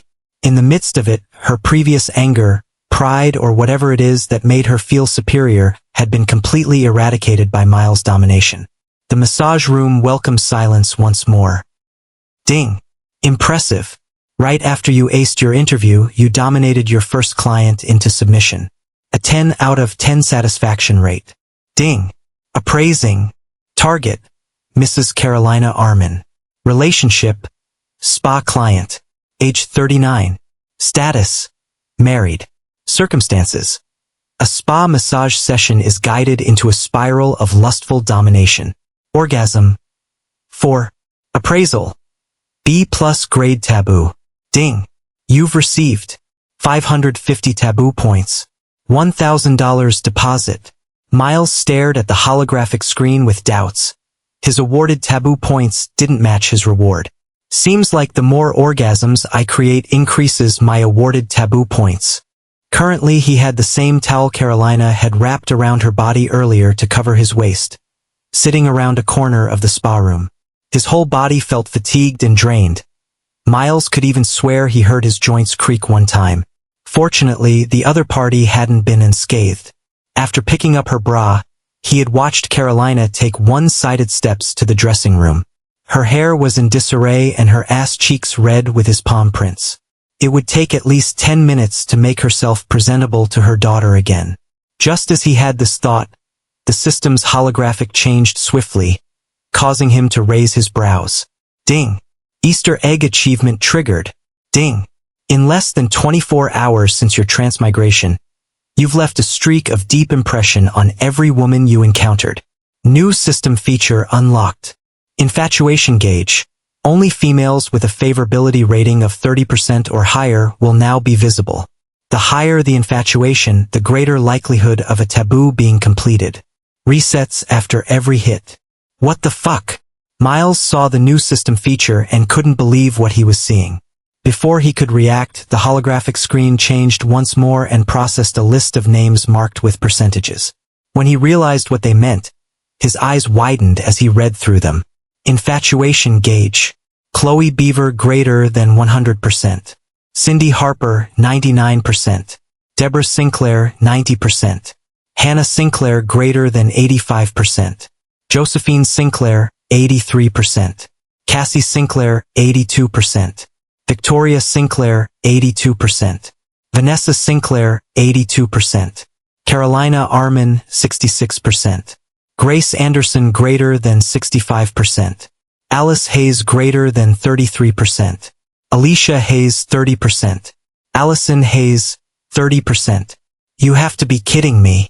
Miles was struck with awe beholding the only filled gauge and having no clue who it was. To think his predecessor had a secret admirer who was literally obsessed with him. Chloe Beaver, huh? Miles recited the name, but there was no memory or clue regarding who this person was. Based on the percentages, he was able to summarize that a tight family's love was around 80 to 85. Further than that was bordering a taboo relationship. Miles confirmed this when he saw Deborah's infatuation gauge reading 90% and knew it was a result of their little late-night adventure. Cindy Harper? Miles was no less shocked when he saw the second most filled gauge. Unlike the first, he actually remembered and knew who she was. According to his memory, Cindy was his childhood sweetheart. They both competed academically back in elementary school until her parents decided to move out to another state. It was so long ago, and to think she had a maddening infatuation with him. If only he knew where she was. When he noted Carolina and Grace names, Miles furrowed his brows in silent amusement. Both gauges had a 1% difference. From the look of it, their gauge had once reached 100% but had been set back. Also, Their infatuation was superficial at best and lust-driven. Alice? Alicia? Allison? Puzzled at first, Miles suddenly remembered the three girls he met at the pool. It wasn't hard to guess that it was because of his bloody appearance that left a deep impression on them. This will make things easier. Just as he had this thought, the door to the dressing room opened and Carolina stepped out, glancing in his way and quickly turned away. Miles smirked at the sight and didn't say anything. Sir. Appearing in Grace's office, Carolina saw Grace behind the desk. As their eyes met, she blushed heavily. Composed, Grace smiled. "So how was it?" she asked the embarrassed woman. Remembering everything that had happened and what Miles did to her, Carolina wasn't able to summon her grace at this moment. Instead, she let out a subtle cough. "It was great. I'm glad to hear that," Grace responded. "Here." Carolina brought out her private card and handed it to Grace. Grace smiled and collected the card. In a minute, the transaction was completed. Meanwhile, in the receptionist area, Rachel furrowed her brows with a thoughtful glint in her eyes as she stared at her phone screen. The latest update on the blood scattered in the locker room was that it belonged to a certain student named Miles after a DNA check. Just as she tried to form a vague outline of a familiar face, her mother arrived looking refreshed in ways she couldn't tell. "Baby, I don't think we'll get that pedicure today," her mother revealed. "Sure, whatever." A little bit vexed by this, Rachel exited and headed to the parked vehicle without noticing the change in her mom's footsteps. The day skipped fast without a second VIP client at the spa. Feeling famished and exhausted, Miles clocked out around 6 p.m. after receiving $500 pay from Grace for a job well done.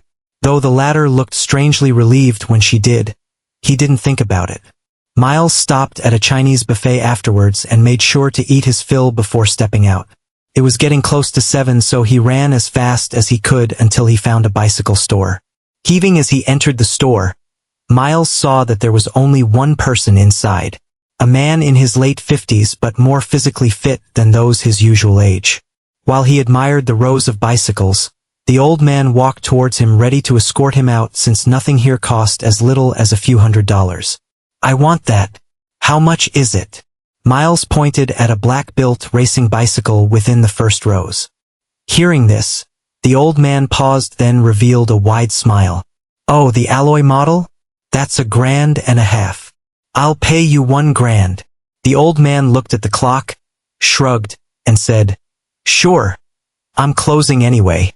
A few minutes later, the transaction had been completed and Miles could be seen riding the bicycle in steady motion as he headed home. He didn't buy this form of transport movement out of impulse, but because he truly needed transport. A car would have raised suspicion from his family, and a bike wasn't stealth enough to do the job. In his past life, it was a routine to stalk out a prey before carrying out the kill. Although he was yet to decide on killing anyone in this life, Miles had selected his first payback target. And it was Deb's ex-fiancée. The bastard had it coming for backstabbing his sister, so he was going to do something that the system very much wanted. Damn it! Halfway through the journey, Miles stopped to catch his breath, feeling his legs muscle seize in exhaustion. He hesitated for a moment and summoned the holographic screen to purchase stats cards with the accumulated taboo points. Taboo store. Taboo points. 1450. Seeing the total amount of taboo points he had, Miles felt a newfound joy bloom in his heart. Unfortunately, as he spent it to purchase, his joy quickly diminished and his chest tightened. The first stat card he purchased was +2 stamina. The moment he bought it, Miles felt his fatigue vanish almost immediately and a strange calm filled his muscles. At the same time, his accumulated taboo points was more than halved. TP 650 plus 1.5 strength. For the ordeal ahead, Miles didn't dare spare his taboo points. Instead, a joyous smile showed on his face as he felt the subtle shift in his muscles. It was as if +1 stats was worth 1 week of intense training in the gym. Feeling rejuvenated, Miles resumed his bike riding. Meanwhile, Sunflower Estate, Sinclair's duplex. Josephine was in the kitchen alongside Cassie, They were about to start dinner preparation when a sudden ding-dong that represented the doorbell resounded through the kitchen. Both girls froze slightly, glancing at each other with questioning eyes. The Sinclair's house was filled with girls, but none currently had a boyfriend or a friend that would consider stopping by at this time. The rest of the family knew the passcode. Ding! Dong! The doorbell resounded again. "I'll get it." Letting out a quick, exasperated breath, Cassie stood up and left the kitchen. "What's going on?" Spotting two policemen in uniform through the door cam, Cassie raised her brows and opened the door. She thought the cops had most likely come to the wrong address, but when they spoke, her heart almost left her chest. "Please, is this the house of Miles Sinclair? What happened to my brother?" Cassie's voice came as a shock, a little loud that Josephine, who wasn't far behind, heard it and ran next to her sister. "Ha!" Both cops were stunned and speechless by the girl's reaction. A moment of silence passed and they eventually brought themselves to speak. The bald one taking the lead. "There's a case in Dominion High which has led us to come check on him and see if he's all right." Hearing this, the worry in the eyes of both girls lessened greatly.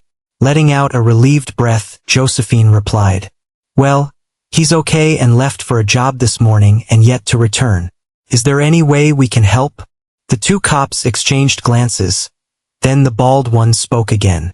"We'll have to see and confirm before reporting back to the station. I'm here." Just then, Miles walked across the driveway, pushing a new bicycle. His formal nerdy appearance was untidy, showing how much of a rough day he had.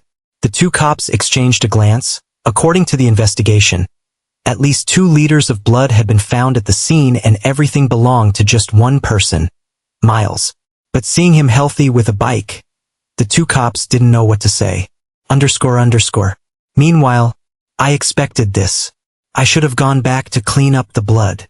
Without knowing how to explain if he was to be questioned, Miles felt nervous. Fortunately, the two policemen didn't know what to think about it. "Come over." The other cop motioned at Miles, and they began to search him. Josephine and Cassie watched nervously, but after the search, the policemen began to ask questions. "Are you okay? Did you have any injuries? Do you have any scars?" No matter what they asked, Miles continuously gave them a negative nod. Not long after, the cops left, leaving his 2 sisters to welcome him. Josephine also asked about how his job went before they dismissed and he went to have his bath. West part of Dominic City, Kingstone Private Club. At this moment, a fancy sports car parked to a halt before the renowned Kingstone 5-star hotel owned by one of Dominic City's elite. A young man with charming blue eyes stepped out of the car, dressed in a designer collection from head to toe. Adjusting his glasses, he swept the building and the lounging guest a quick glance, then coolly handed his car key to the glazing valet on standby. His steps were straight, filled with an innate, unrivaled pride. Without a word, he stepped into the VIP elevator. __. "What are we going to do now?" Daniel's agitated voice rang through the VIP suite, gnawing his nails nervously as he shared a glance with the other 4, who looked similarly worried with nervous sweat trickling down their foreheads. "I heard the body wasn't found. It was just a pool of blood and a bit of brain matter. The cops matched the DNA and discovered it belonged to Miles." Much better at hiding his emotions than the others, Kelvin spoke out in a measured tone, rubbing his buzz hair cut with a hint of frustration. Ben was a youth with a solid frame. Not just intimidating, he was a talented gridiron player on the school's team. Ben picked up the wine glass and slowly twirled its content. Instead of panicking, "Why don't we spread out and look for his body?" he said, but was interrupted by Kelvin. "Or we could all go out separate ways and flee the country till things calm down." The moment he said it, the room quietened down and they all exchanged solemn glances. Tyler clenched his sweaty palms into a fist and was about to lash out at the wall when the doors to the room parted open to reveal the charming youth earlier. "Fools!" His cool voice laced with authority pierced the sudden silence in the room. "You're here." Standing up with a flattering smile, Daniel quickly approached the figure, the mastermind behind the reason they had bullied Miles and eventually to his death.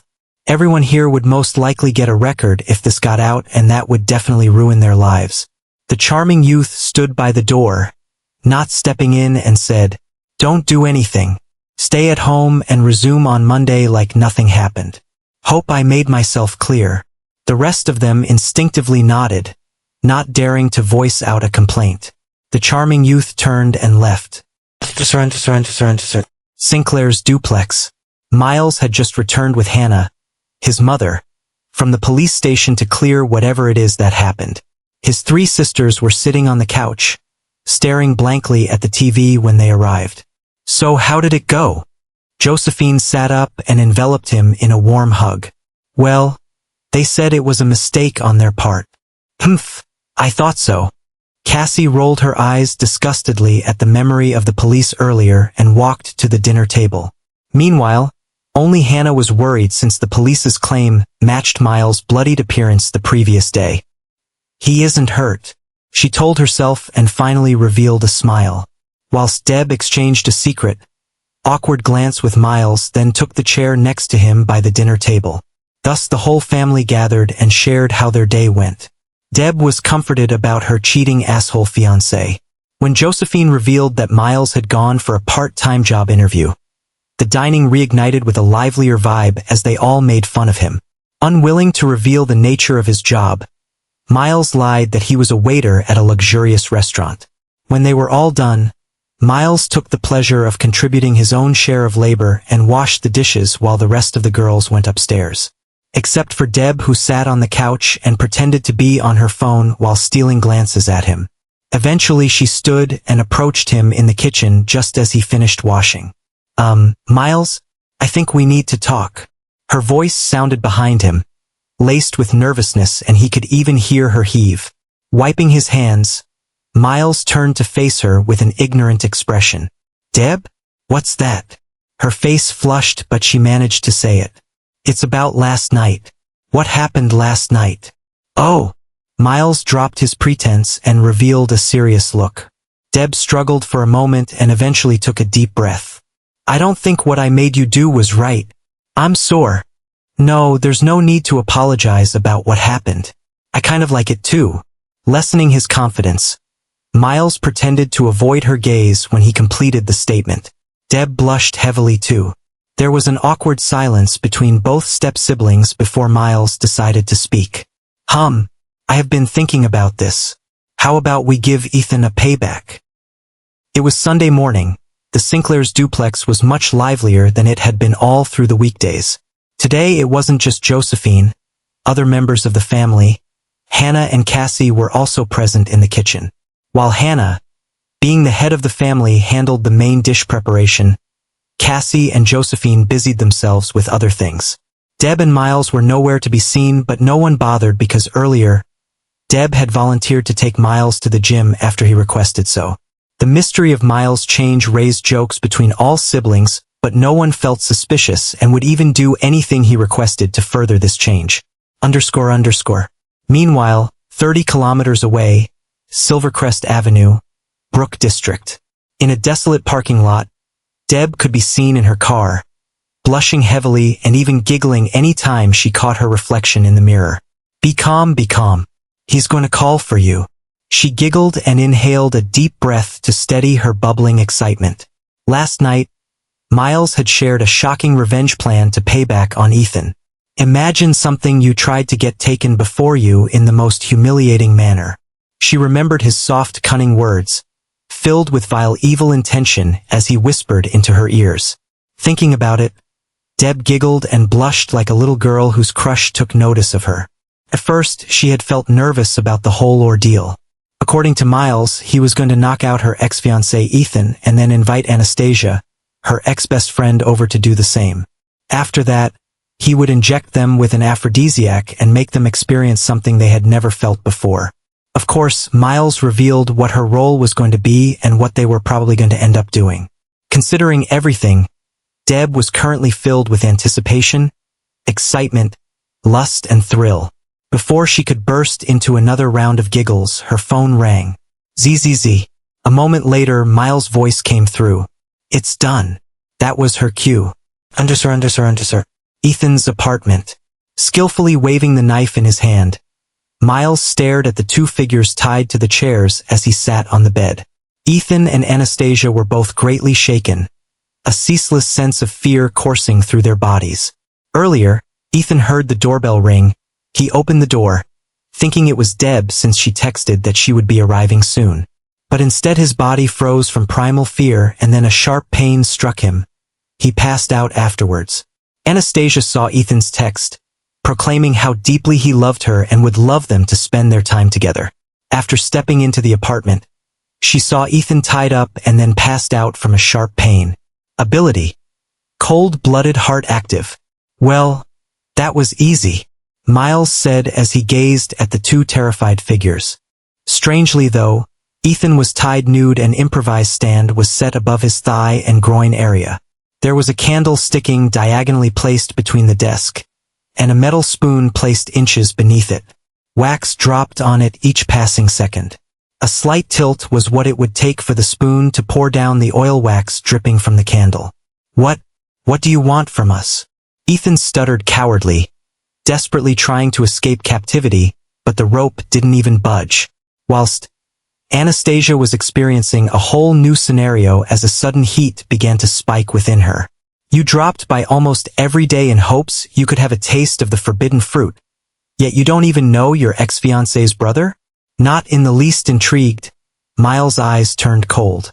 I guess my sister has been such a goal that you wanted to achieve badly. You wanted to suffocate your face into her melons, didn't you? Each of Miles' words caused Ethan to feel more frightened than ever. He knew it. He had been caught. Let me guess. Your proposal must have been a huge lie too. You thought she would easily agree for you to let her take off her pants, didn't you? How fun was it when she gave you a blow-job to quell your lust? The room turned tenser with every question Miles threw. Damn it. I never knew she had a psycho for a brother. Deb, you're so fucking dead when I'm set free. Ethan swallowed his saliva, heavy sweat trickling his face as he wallowed in resentment towards Deb, not expecting what unfolded next. Click. Suddenly a soft click rang through the apartment, filling Ethan with renewed hope.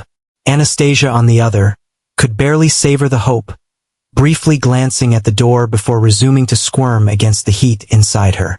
Ethan didn't even notice.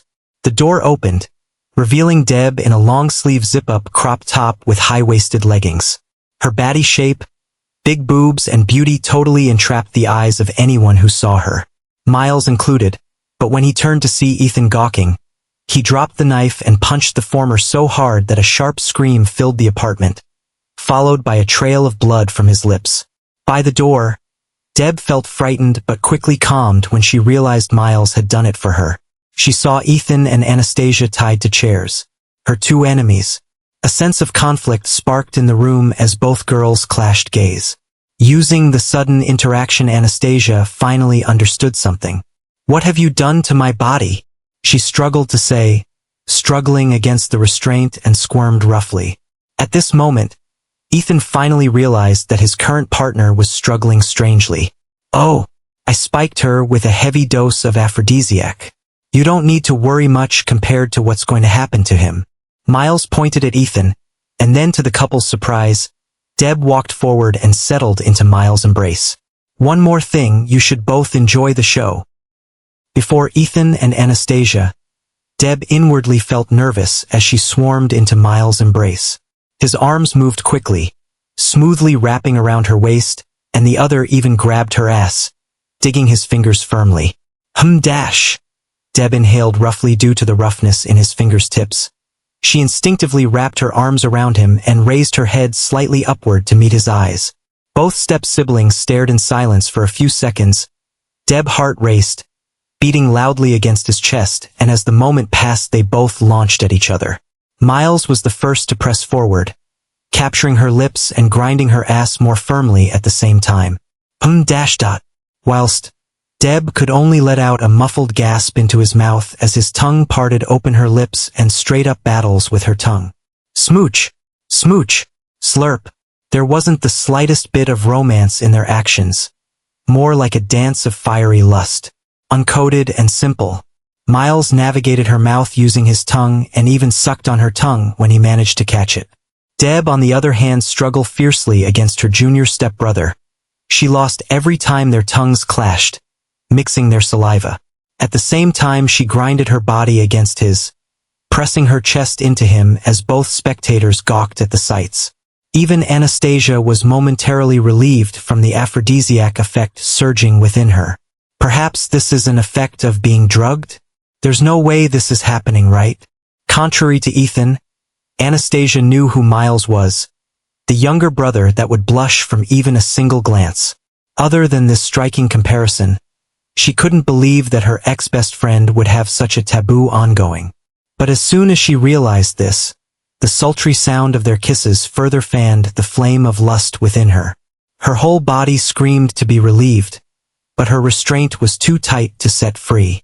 Meanwhile, Ethan had realized how dangerous his situation actually is. Despite his heart aches at the sight before him, his member was beginning to rise on its own. If it ever became fully erect, it would tilt the spoon and let hot wax pour on it. Ethan felt horrified. "Please let me go. Please, I'll do anything, whatever you want. Please let me go." His voice trembled as he spoke, but neither of the two siblings seemed to hear. To be quite honest, Miles had intentionally chose not to gag them so he could listen to their futile pleading while he fucked Deb. And it went as expected. Deb was in his embrace, tingling from the sensation of his exploring tongue while grinding her body against his. They were both starting to reach the peak of lust, where kisses couldn't contain it and would leave them unsatisfied after every exchange. Instinctively letting go of each other's embrace, Deb found the hem of his shirt quickly began to raise it up. Separating, their kiss broke and Miles' lean upper body was revealed. Although nothing seemed special and attractive about it, it didn't faze Deb. They reignited with a passionate kiss once more and her palms instinctively explored his upper body. But it was only for a moment before they broke apart again. Miles held the hem of her top and finally pulled it up after some difficulty. Soon the top was flung away, revealing Deb's big boobs caged in a black sport bra. They held firm, but the burst was threatening to let loose. Meanwhile, to the side, Ethan gulped and forced himself to close his eyes. How he wished he could also block his ears. __. Seeing Deb's captivating melons in a sports bra, Miles didn't hold back his compliment. "Deb!" His voice turned hoarse, laced with lust and excitement. "You are so hot and sexy." Deb blushed heavily hearing this. What more, the look of desire and ownership glinting within his pupils completely melted her. Before she could react, Miles stepped forward and put his strength into ripping apart her sports bra. Following the tearing sound, Miles watched with fascination as two big melons fell freely and even bounced. "I can't wait." Miles didn't even complete his words and latched onto Deb's breasts. He grabbed a handful of both and swiftly took a whiff, then pressed his face in between both melons. "Oh!" In reaction, Deb gasped sharply, inhaling it deep as his mouth latched onto her right nipple, sucking tightly like a suction hole, and firmly dug his fingers into their softness. Ah! Hissing. She didn't push Miles away but consciously pressed his head into her bosom. Ethan saw this and his heart shattered into a million pieces. The same scene where he had desperately repeatedly pressed Deb for was easily given to Miles. While watching Miles suck those pair of forbidden fruits, Ethan inexplicably felt a hot tearing pain start from his groin area. When he caught of what happened, a sharp anguish scream erupted and filled the apartment. Not only did the seething wax pour on Ethan's little member, the red-hot spoon fell on it, scalding its skin as it fell down with a clang. Deb wanted to tilt her head in fright towards the tortured Ethan, but her attention was instantly drawn by a soft bite on her nipple. "Oh!" A soft hiss escaped her mouth, followed by a pleasured tone. Deb had no choice but to keep feeding her tits to Miles, who didn't seem like he would ever get enough of them. Erotic breathing sound filled the apartment alongside agonized groans and defiant struggle from Anastasia. A few minutes passed. Unable to take it any longer, Deb had taken the initiative and began to stroke his bulge, humming softly with an intoxicated look in her eyes. Understanding what she craved for, Miles stopped sucking her tits and withdrew.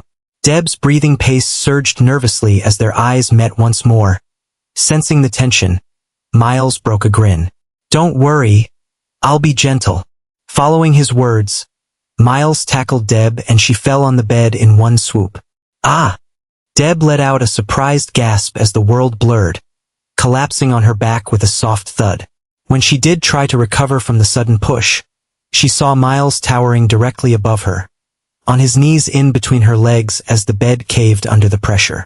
Looking her right in the eyes, he held her gaze, then promptly began to push down his pants to reveal his thick 7 inches long dick.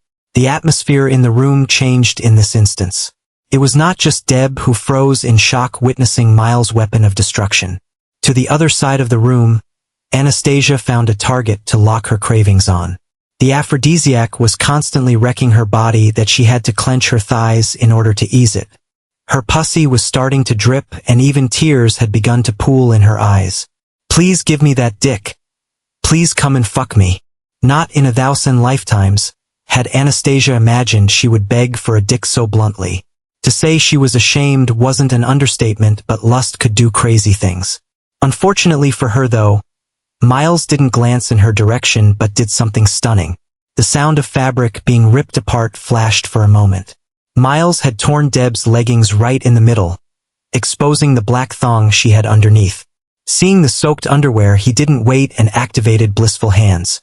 "Oh!" A moment after, Deb's eyes widened in shock, jolting with a look of disbelief mixed with ecstasy as Miles' fingers slid between her tits. "Ah-hum. Ah-hum." Deb's moans soon filled the room as Miles thrust slowly, exploring her sweet dripping virgin pussy with his middle finger. Meanwhile, as a spectator, listening to Deb's ceaseless moan, Ethan was inwardly shattered beyond recognition by the scene and agonizing pain of the candle flickering next to his member. He was practically roasting his dick every second it increased or hardened. Beside him, Anastasia was going through a much more violent internal battle. Gritting her teeth with closed eyes but listened to the squishy sound from Miles' finger. Yes. Unable to take it any longer, Deb shyly moaned a pitch higher while holding his hand in place as she came. Miles watched, feeling his dick hitch even more. Heaving in ecstasy, she finally let go of his hand. Miles grinned and went on his knees, positioning his cock right before her soaked clitoris. Meanwhile, Deb froze nervously, watching with a pensive look as he slowly inserted the cap inside her hole. Enthralled by the sensation of how it bulged and expanded the squishy walls of her pussy, she closed her eyes and inhaled a deep breath. Sensing her hymen, Miles stopped and glanced to see her completely flushed face. "Give me your hands," he said softly, whilst Deb did as she was told, using her thoughts to blur her reality in order not to pass out from blushing alone. "It's finally happening. I'm going to lose my virginity to my own brother. Besides, he's way better than Ethan. I can't help but want him to fuck me already. Like in those porn." To her surprise, however, Miles' palm felt inexplicably good, comforting even as his fingers slipped between hers. The next moment, she grunted in pain as a sharp pain pierced her abdomen, silencing the movement in the room. Seeing half of Miles' dick buried inside Deb, Anastasia cravings flared violently. "Fuck me too, please." She struggled against her restraint but to no avail. For Ethan it was even worse. Moments from the years he spent pestering Deb to have sex with him desperately at some point flashed before his eyes. And now to see it taken right before him, Ethan almost coughed blood. Just as he felt things couldn't be worse, Miles threw him a wink as he slowly began to thrust after Deb, seemed to recover her breath. The apartment was filled with Deb's soft, erotic moans. Deep breaths that originated from Miles' careful thrusts. Deb hissed and gasped, her grip of Miles' arms tightening each time she couldn't endure the depth of his thrust or felt overwhelmed by the bliss. Staring at her beautiful, flushed face squeezed by pleasure, Miles couldn't resist pressing his lips against hers and dove his tongue inside her mouth. Deb reciprocated passionately, feeling the fiery sensation of his dick embedded between her inner walls, the pressure increasing slightly. Her inside moistened with heat and began to ease the pain she felt from accommodating the intruder, turning it into a blissful sensation. At the same time, Miles sensed the change in Deb's body language and increased the pace of his thrusts, creating low frequent claps as their skin met. KPA, KPA, KPA, underscore. Deb's moan vibrated down his throat in higher frequency. She let go of his arms and held onto his back instead, even digging her fingers into his flesh. Underscore underscore. Meanwhile, Ethan and Anastasia, who were watching, cursed at them. Bitch. Bastard. Let me go. I'll pay you any amount of money you want. Fuck me. Fuck me already, I can't take this anymore. I'll do anything you want, please. Deb, I'm sorry. It wasn't my intention. It was the devil's work. Their pleas were met with even more clapping thrusts from Miles. Breaking the kiss as Deb let go of his back, he smiled down at her and grabbed both of her big succulent boobs.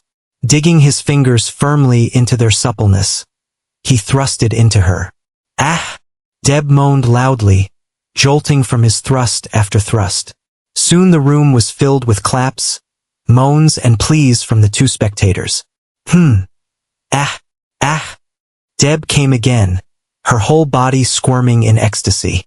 Turn over. Pulling out his rod, Miles commanded that she turn over. On her knees, her chest resting on the bed. Smack! Miles smacked her ass. He had wanted to do this ever since he set his eyes on her. Miles. Feeling the feverish heat on her ass, Deb called out involuntarily, a mix of pain and ecstasy overwhelming her once more. Yes, Deb. Smack. He responded and smacked her other ass cheeks the next moment. Shocked, Deb hissed and closed her eyes. It hurts. Her voice trembled when she said this, biting her lips afterwards. Behind her, Miles activated blissful hands once more and landed another distinct slap on her ass. Oh! This time, Deb jolted and gasped in ecstasy. But you love it, don't you? Miles said with pride as he waved his cock before her ass, wanting to plunge it back inside the sweet dripping warmth of her pussy once more. Meanwhile, Deb was startled into silence by the truth. She blushed, not in shame but in shy acceptance. This was her brother all. There was no man out there better than him.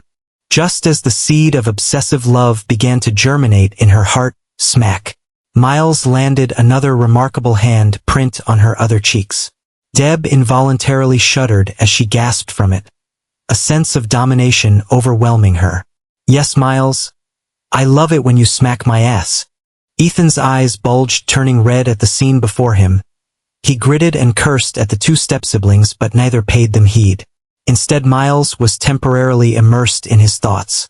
At first I thought smacking her would ruin things. I've confirmed my speculation.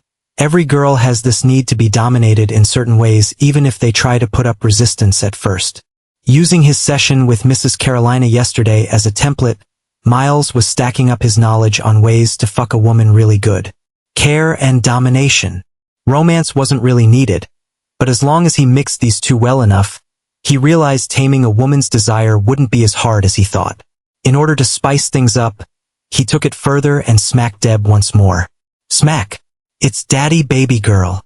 When she heard this, Deb felt a mix of happiness, warmth and submission.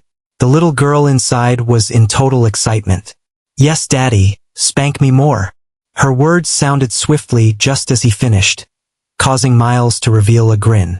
Thrilled, he spanked her with both hands at the same time, eliciting an erotic purr from Deb, who became breathless. This time his hands didn't let go but held on to her ass. Miles pushed the tip of his rod between her twin slit and added another thrust to experience the squishy warmth inside her. Fwop! Fwop! Clap! Clap! There was no slow, steady rhythm, just outright pounding that jolted Deb every time. Daddy, harder please. Fuck me harder like your little girl I am. Spank. Good girl. Miles spanked her ass, his thrust never stopping but increasingly faster and hard. The piercing hard sensation of his rod and spanks completely drove Deb to the peak of what pleasure could be best described as. It was her first time, yet she already felt like a whore. but being Miles' whore was something she felt was an achievement. Yes, Daddy. Daddy, I love you. Fuck me harder. I'm yours. Yes, Dad, Diddy. Miles also didn't hold back. Daddy is about to come. Where do you want it? He hastened his thrusts, sensing Deb was also close to her best orgasm experience. Daddy, come inside me. I want to feel your hot seeds. Fwop, fwop, fwop. Following several quick succession thrusts, Deb crumbled and collapsed with her head into the sheets to stifle the erotic scream that came after. With one last thrust, Miles held his cock inside her tight vagina and shot out rounds of his seeds inside her. The room fell quiet, whilst Anastasia and Ethan watched, life seemingly drained from their eyes due to constant torture and their hormones having gone on rampage. I love you, sis, Miles whispered as he similarly collapsed on the bed, wrapping Deb's sexy body into his embrace with one hand on her tits. I love you too, Deb blushed but finally managed to say. The moment passed in silence, both feeling each other's warmth and reeling in exhaustion. On the other side, Ethan and Anastasia stared at them in a daze, a deep glint hidden in their pupils. It was clear that they had gone through a psychological breakdown and only that which they desperately needed would set them free. __. Ding. A psycho badass. That was totally crazy and awesome. Ha! Before Miles could process the system's comment, his reward was listed and he quickly threw it to the back of his mind. Ding. Appraising. Target. Deborah Sinclair. Relationship. Second oldest stepsister. Age 24. Status. Deflowered. Circumstances. Ditched out of the house for a gym session only to head to Deb's ex-fiancé's apartment and knock him out. You strategized and did the same to the bitch that was your sister's ex-best friend. You tied and tortured both by letting them watch. A cuckolding circumstances. Orgasm. 4. Appraisal. SS grade taboo. Ding. Epic scenario. Plus 4,000 taboo points. Plus $12,000. Damn. Miles froze in shock, overwhelmed by the huge sum on the holographic screen. His arms around Deb tightened even more. 4,000 taboo points? I never thought it was possible to get in one swoop. Seems like there's a huge divide between S grade and A below. And 12 grand?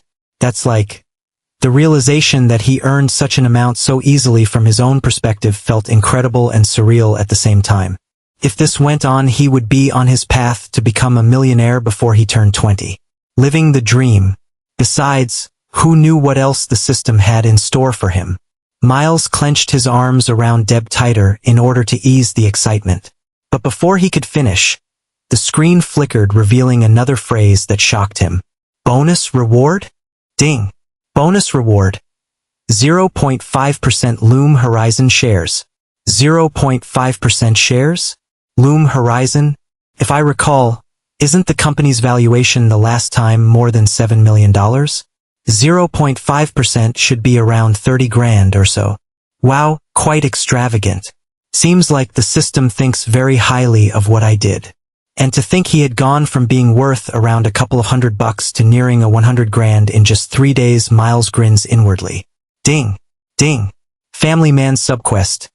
No one dares play with my family. Completed. Comma. Rewards.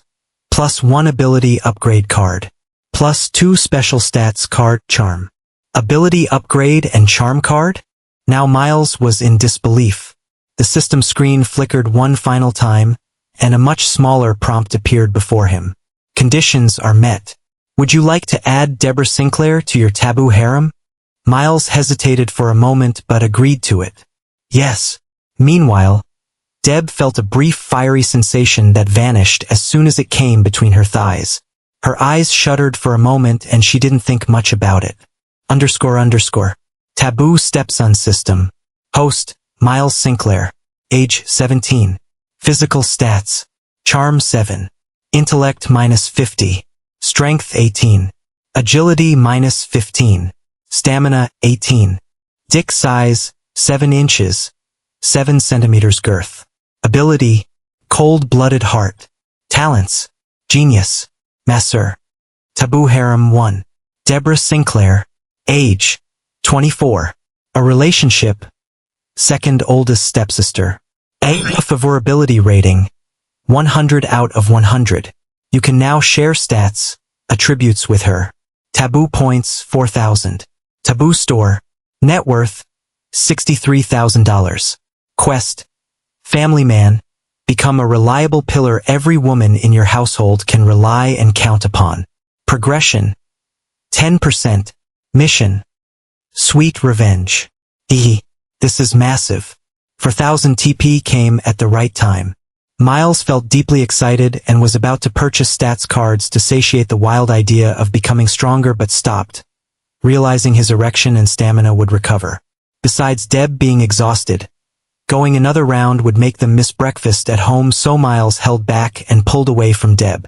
Standing up, his eyes scanned the room as he put on his clothes, settling on the traumatized Ethan. He walked over with a grin and knocked him out with a heavy strike to the back of his neck. "I'll be back, Deb." "Okay." Deb watched Miles carry Ethan's over his shoulder with difficulty and walk outside the apartment. Thinking of the idea she had suggested to him the previous night, her lips curled into a smile and her eyes glinted slyly. Outside, Miles kept Ethan in the back seat of Deb's car and drove down the street. In barely 5 minutes, he arrived at his destination, a secluded alley with 2 men smoking as if waiting for his arrival.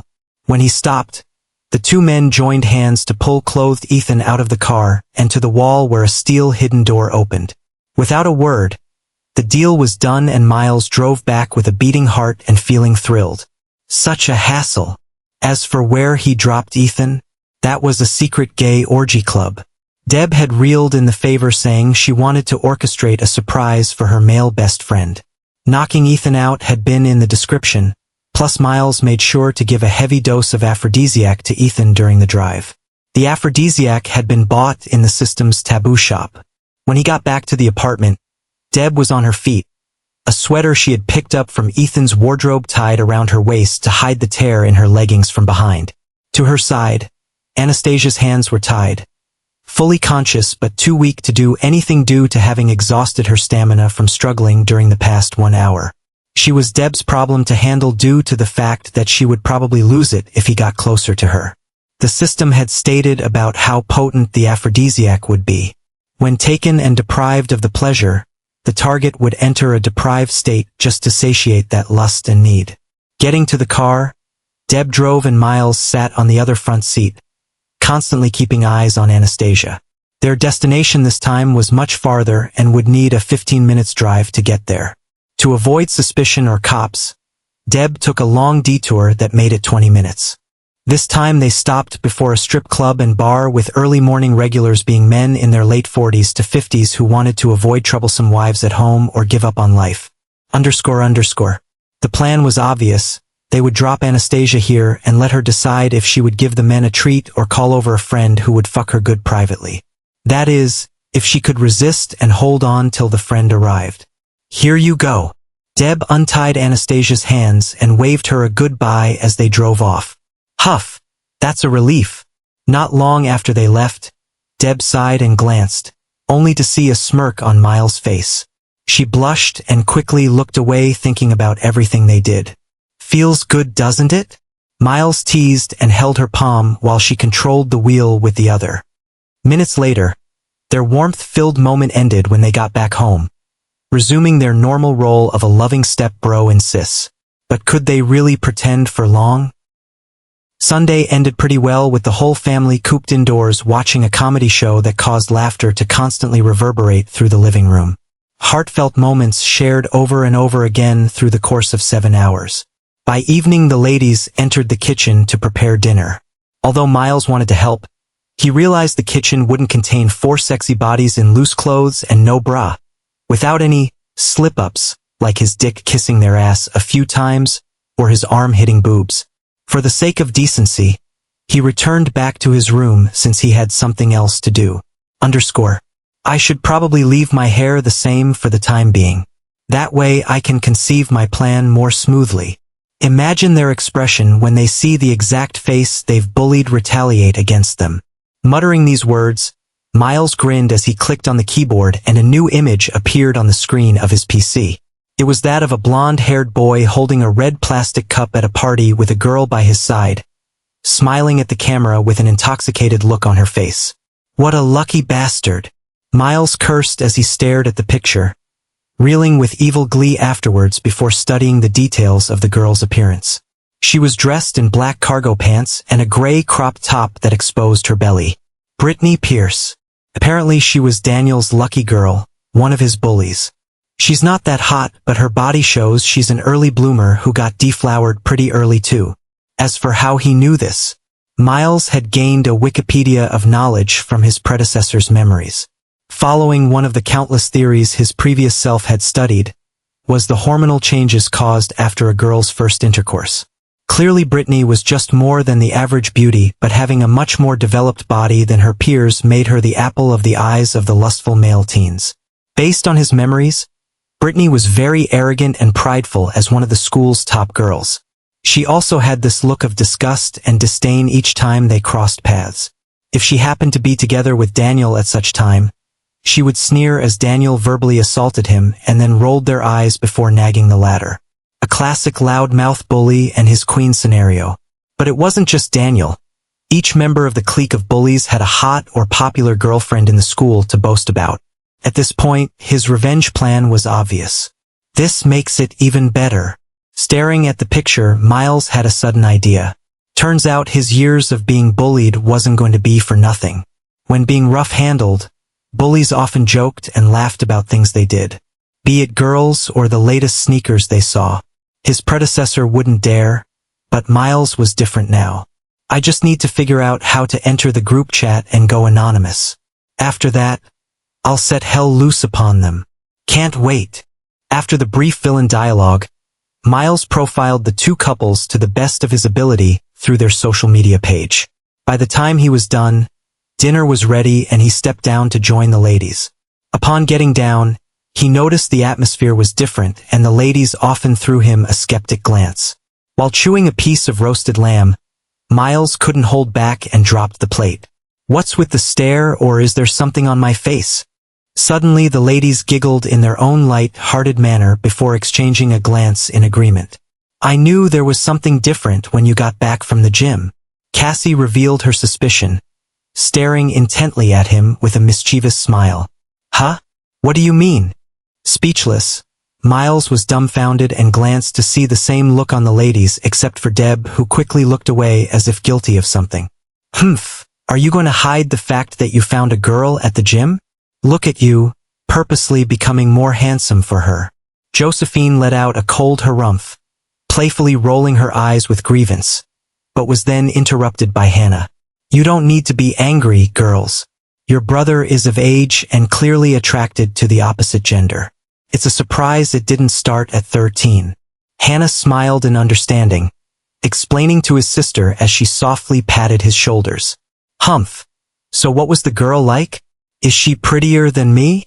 Miles wanted to reply that he didn't know what they meant, but then remembered the +2 charm, rewarded by the system.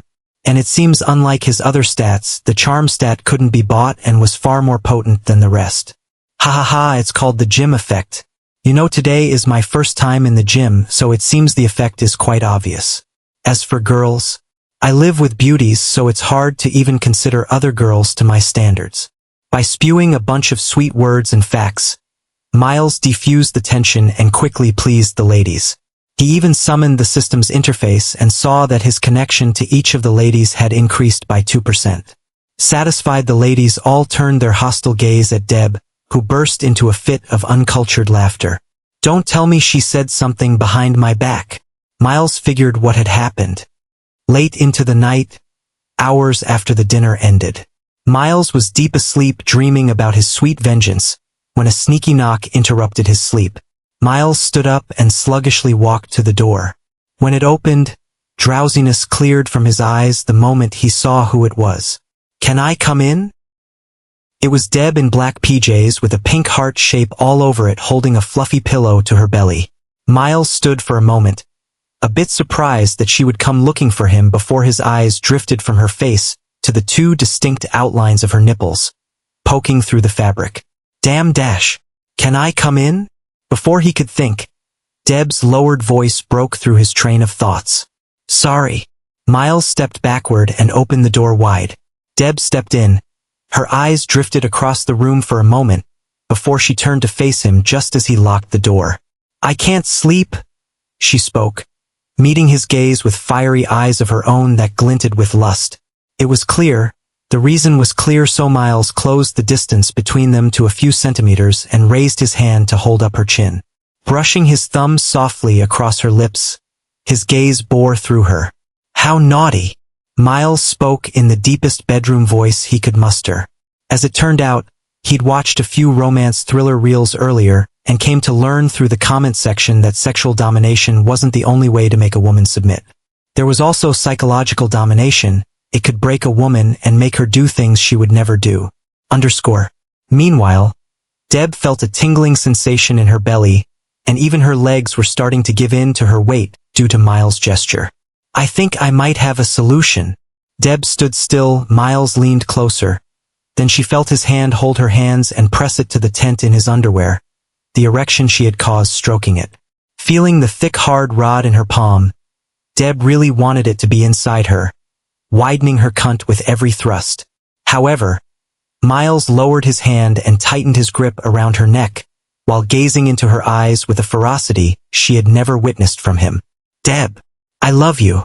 Instantly, Deb felt her heart skip, beating loudly against her chest and her face flushed. It wasn't the first time Miles had said it, but the look of ferocity and raw genuine emotions in his voice let her know he would never have another guy have her. It was possessiveness. His hand coiled behind her neck, gripping her tight as he revealed his next intention. I need to make you mine the same way you felt earlier. My woman, and a slut just for me. Deb's eyes glimmered. Her face flushed as if intoxicated, and an unexpected heat surged through her when she heard him say these words. A slut just for him. Coming from any other person would have been harassment, but there was this joy and happiness to be exactly that to Miles. You felt that way, didn't you? Miles pressed her neck tighter and smirked. Yes, Deb replied, looking cute and shy while her hands began to stroke his cock through the fabric of his underwear in a sensual manner. Good girl. Miles let go of her neck. Now go on your knees and suck it. Yes, daddy. Deb dropped the pillow and got on her knees. Glancing up at his face, she lowered the band of his underwear and his dick bounced out, quavering like a thrown javelin before she held it still. Miles inhaled sharply, feeling the cold foreign grip of her palm wrap around him. Deb stroked him, then the warmth of her mouth wrapped around the tip of his shaft. She used her lips to encase it, sending a blissful sensation through Miles. Inch by inch, she began to bob her head back and forth, encasing his dick with a slippery mix of pre-cum and saliva. Slurp, slurp, slurp. Deb spat, stroked it hard and quickly, then plunged it back into her mouth. Yes, good girl. Miles patted her head, tightening his toes with half-closed eyes and a look of ecstasy within them. Encouraged, Deb sucked him even harder, slurping as pre-cum dripped down her chin. Slurp, slurp. I'm coming. Slurp. Miles pulled out. Please come on my face, daddy. Biting her lips provocatively, Deb closed her eyes. Splurt, splurt. Thick slimy liquid spread across her face. Arg. Miles groaned as he shot the last round. The room fell silent, leaving only the sound of their ragged breath to reverberate. 30 seconds later, Miles was fully erect once more. He scooped her knees and dropped her on the bed. My turn. Deb laid flat on the bed and Miles began to take off her PJs. The first to go was the pants, revealing her clear skin and pair of thick thighs. Though it was unfortunate that she wore a thin lace underwear that clung in between, at the center of her thighs, the sight of her long legs were still ravishing. How sexy, Miles muttered under his breath, his voice clear enough for Deb to hear as he went on his knees right in between her legs. Blissful hands. Oh! The next moment, Deb jolted, digging her fingers into the sheets as Miles' hands rubbed across her thighs, leaving her sparse of breath the higher he got close to her wet pussy. In order to let her catch her breath, Miles let go and readjusted the way he knelt. He placed his knees around Deb's waist, locking her in between as he gradually unbuttoned her shirt starting from her lower buttons. Meanwhile, Deb bit her lips provocatively as she watched him finish unbuttoning her shirt, exposing her big melons with hardened nipples that longed for his mouth. Their eyes met, and in an instant she could tell just how hard he wanted to suck them, so she smiled, expressing with her eyes that she was his to use and do what he pleased. "I love you," Miles muttered with intensity before grabbing each of her milk sacs tight with both hands and began to squeeze them. Deb's ecstasied breath filled the room. She squirmed and twisted as Miles bit her nipples, sucking her a real good then switching to the other. There was no mercy in his actions, only raw carnal desires that her body responded to in its own ways. Sure, she was cautious of the rest of the family in their rooms sleeping, which is why she wasn't moaning out loud. Deb covered her mouth with one hand and encouragingly rubbed his head to suck harder.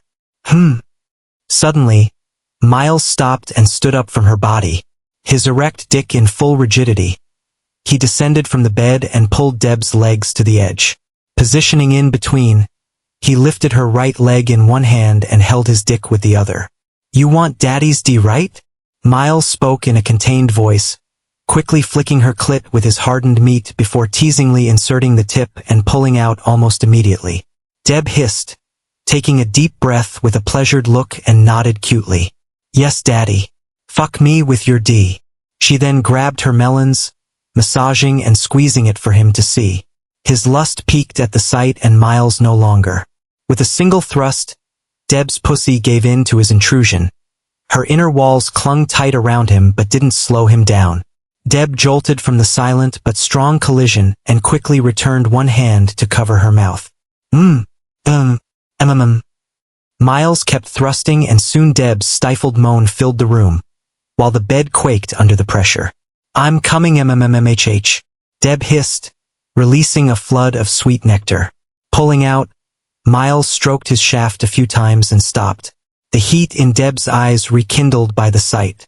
KPA. Smacking her softly, he turned her on her knees, pressed against the bed in a doggy position. "Yes, Daddy. Please fuck me good." "Naughty girl." Miles slid it in once more, his thrust steady and fluid without creating resounding claps. 30 minutes passed, both drenched in sweat. Miles pulled out and came on her ass. "That was great. And you fuck so good," Deb whispered as she snuggled into his embrace, exhaustion and contentment weighing on her face while his arms wrapped around her waist. "Miles, I love you. And I love you too." Deb, being aware of what they had done, the guilt was washed away by these words. Ding, ding. Monday used to be the most traumatizing day of his week, but at this moment Miles felt nothing but anticipation and glee towards the day. Finishing off the plate of pancakes with eggs and sausage, Miles picked up a napkin to wipe his mouth before gulping down a glass of water. "Thank you." He stood up and walked over to Josephine, who was sitting opposite while eating her food in a ladylike manner. "Smooch." He pecked her forehead and picked up his bag. Before leaving through the door, he paused and turned back. "Fine. See you at school." Josephine nodded absent-mindedly, obviously displeased by this but agreed anyway. Cassie had gone to her school much earlier, with Hannah dropping her off. With him leaving, the occupants in the house were reduced to 2. Deb, who didn't want to come down for dinner because she had his scent all over her, and Josephine, who had no qualms about coming late. As he stepped out of the house, Miles quickly summoned the holographic screen. Taboo Stepson System. Host, Miles Sinclair. Age 17. Physical stats. Charm 7. Intellect -50. Strength 18. Agility -15. Stamina 18. Dick size 7 inches. 3 centimeters girth. Ability, Cold-Blooded Heart LVL2 equals Sub-Zero Agony. A Sub-Zero Agony. In addition to Cold-Blooded Heart, the host is able to isolate inflicted injuries to the target's mind while leaving the body unharmed. Talents, Genius, Masseur, Taboo Harem 1. Deborah Sinclair. Age, 24. A relationship, second oldest stepsister. Taboo points, 7,000. Taboo store, Net worth, $65,000. Quest, family man, become a reliable pillar every woman in your household can rely and count upon. Progression, 13%. Mission, sweet revenge. A twisted smile formed across his lips as he read the description of his sub-ability gained from using the ability upgrade card last night, for the 5th time. To say it was bizarre was an understatement. The ability was straight up primally inhumane and also the perfect one he needed at the moment. Who knew the system would also grade his secret session with Deb last night as S+. As a result, he got a whopping sum of 3,000 taboo points and $2,000. 3,000 left. Miles thought, planning to purchase a talent first before increasing his physical stats. Not long after he got to the bus stop, a yellow school bus stopped and he got inside. I swear that wasn't the only one. Oh man, you've messed up my shoes. You know how hard these took me to clean. That movie was classic. Laura passed me the sticks. Pew, pew. The inside of the bus was a scene of mayhem, chaos, and rebellion. The chattering was loud and often overlapped as discussion went on. Some students were on their phones, either playing video games or doing video calls, while the rest of them threw balls and exchanged curses. A bunch of freshmen and sophomores. In Dominion High, those who used the school bus to come to school were never highly rated and were seen as lesser in the eyes of peers. Especially for the junior and senior students, the distinction was so valid that no one would invite you to their birthday parties nor befriend you. Becoming a subject of constant bullying was also a norm. Although there were no senior students using the school bus, a bunch of juniors used it. At this moment, before Miles could fully process the chaos caused by the freshmen and sophomores, a familiar voice called to him from one of the front seats. Miles, over here. What happened to you? We couldn't reach you through the weekend. Miles tilted his head and saw his flock. Theo was the one who called out to him.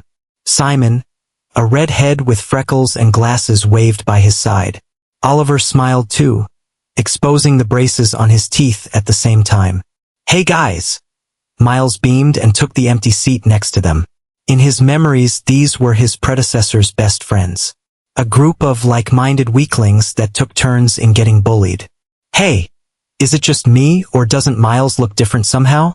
As if his vision were enhanced by his glasses, Oliver nudged Miles with his chubby arms. What are you talking? Wait a minute. Did you visit the gym? Simon wanted to argue but then realized there was a difference in Miles' temperament. A very distinct vibe than his previous self. You've got to be kidding me. Theo also gasped, exaggerating his disbelief as he grabbed Miles' arms, feeling the slightly formed muscle within them. New week. New me, suckers. Miles kept a smug look on his face as he let them admire his growth. After marveling, the boys all leaned closer. So tell us, who is she this time? It's definitely not Madison. Did she kiss you or something to spike the sudden change? Feigning a look of envy, they tried hard not to burst into a fit of laughter. However, to their surprise, Miles didn't shy in embarrassment, but instead grinned proudly, even patting the chubby Oliver comfortingly on his shoulder. Oh my, where should I even begin? The table turned. The 3 other youths exchanged a foreboding look before Miles dropped the bomb. I did it. The air between them froze, but Miles didn't stop there. 2 body count, fools.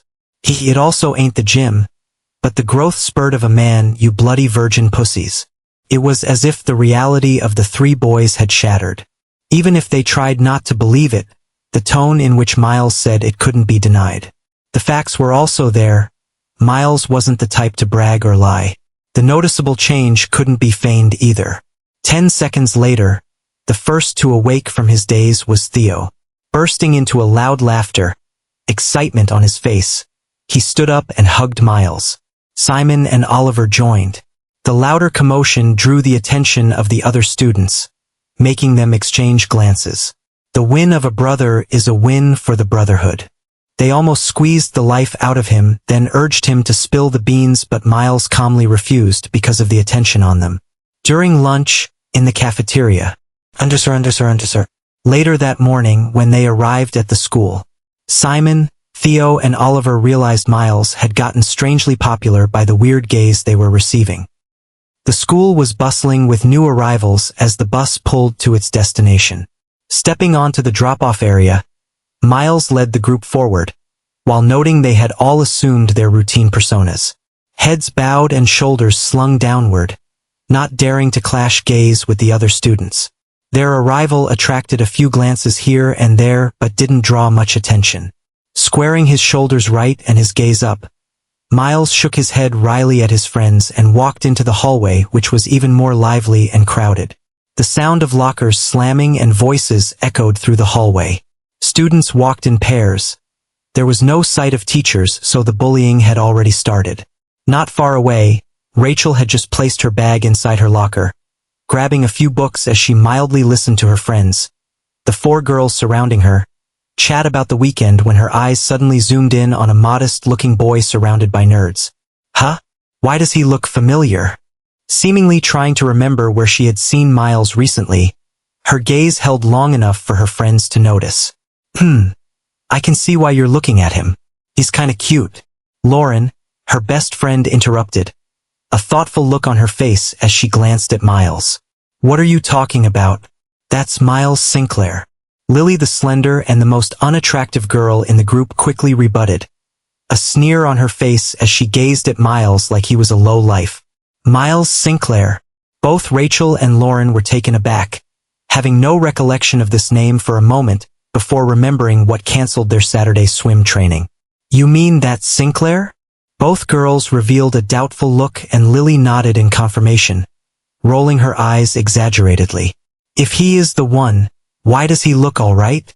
I don't know, but let's go already. Before turning to leave, Rachel glanced thoughtfully at Miles and this time happened to be caught by the group. Moments earlier, Rachel Armin has reached 30% infatuation gauge. Miles stood frozen in place as he heard the system's pop-up notification and saw a side screen to the left corner of his eyes. Rachel? His eyes searched through the hallway but then got another notification. Lily Bennett has reached 33% infatuation gauge. Damn, Miles, what are you standing there for? We need to get to class before they find us. Theo nudged. Getting no response, he had to raise his head. What are you looking at? Simon was also a bit impatient, but when he traced Miles' gaze, he found out that they were being checked out by the girls from the swim team, and his heart almost leaped from his chest. You've got to be kidding me. Oliver almost drooled as the girls turned away. Meanwhile, does she realize it's me? Miles thought, gazing at their shaped backsides, except for the slender girl, of course. Wait, who the fuck is Lily? Brew, did they just check us out?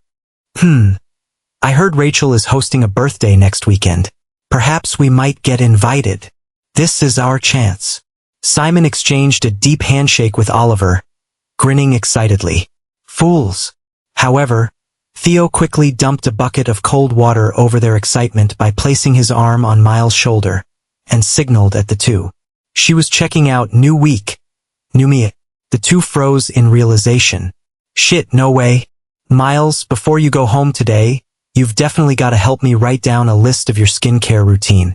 Fuck off. Smirking, Miles slapped Theo's arm away. After a little banter, they had almost gotten to their classroom when a group of new arrivals began causing a commotion from the other end of the hallway. Move out of the way, dickhead. The sound of lockers being shut caused the other students to scatter and make way. Keep moving, guys. I think I forgot something in my locker, Miles said to the other three and quickly turned back before they could stop him. Where are you going? I'll be back real quick. Hearing this, the three exchanged glances and quickly dove into their respective classrooms, afraid of being a scapegoat. After dashing away from the group, Miles smiled in relief. Now that he was alone, he could boldly confront Daniel and his two underlings without fearing that they would take action on his friends behind his back. All right, let's do this. Just when Daniel was just a couple of meters away, Miles pretended to drop his bag on the paved path and casually knelt to pick the scattered books. Huh? Who is this snobby loser? Get the fuck out of the way. Seeing Miles block the way as he calmly tried to pick up his books, Daniel's two side cronies didn't hold back from running their mouths. However, to the astounded surprise of everyone present, Miles didn't glance at them or seemed bothered. The two cronies' faces flushed in embarrassment when they saw this. One gritted his teeth and the other formed a fist. They both recognized Miles and even verbally abused him quite often. They couldn't directly bully him because he was prey to the higher-ups like Daniel. The unexpected defiance was a blow that struck their egos quite brutally. Exchanging glances, they nodded and turned to Daniel, hoping he would give him the permission to rough Miles up, but froze when they saw the horrified look on his face. At this moment, Miles was done packing up and stood to face them. Surprise! Surprise! Daniel's soul had left his body the moment he saw Miles. The scene of Miles gurgling blood as life seeped out of his eyes replayed in his head. How is he alive? The words threatened to escape his lips, but fortunately for him, the dread he felt had stolen the ability to speak from him. Daniel shakily took a step back, causing a pin drop of silence to spread through the hallway as everyone watched, confused and shocked by what was happening. Perhaps their eyes were playing tricks on them? Wasn't the scene supposed to be Daniel ramming Miles against the lockers and pushing him to the ground? Why the sudden plot twist? Missed me? Miles grinned as he took a step forward. The terror Daniel felt currently wasn't just as a result of Miles' resurrection, but because Miles had activated his ability, Cold-Blooded Heart, encompassing Daniel in his predatory instinct. A killer that had witnessed the visceral of life versus a high school bully who committed murder once. The hierarchy couldn't be defiled. Looking at Daniel's terrified figure, Miles knew if he kept at it, the latter would turn tail and run. For someone he had so many planned for, Miles didn't want to diminish Daniel's value to that extent, so he deactivated the Cold-Blooded Heart ability. The moment he did, Daniel felt the sense of unseen danger weighing on him disappear and felt relieved.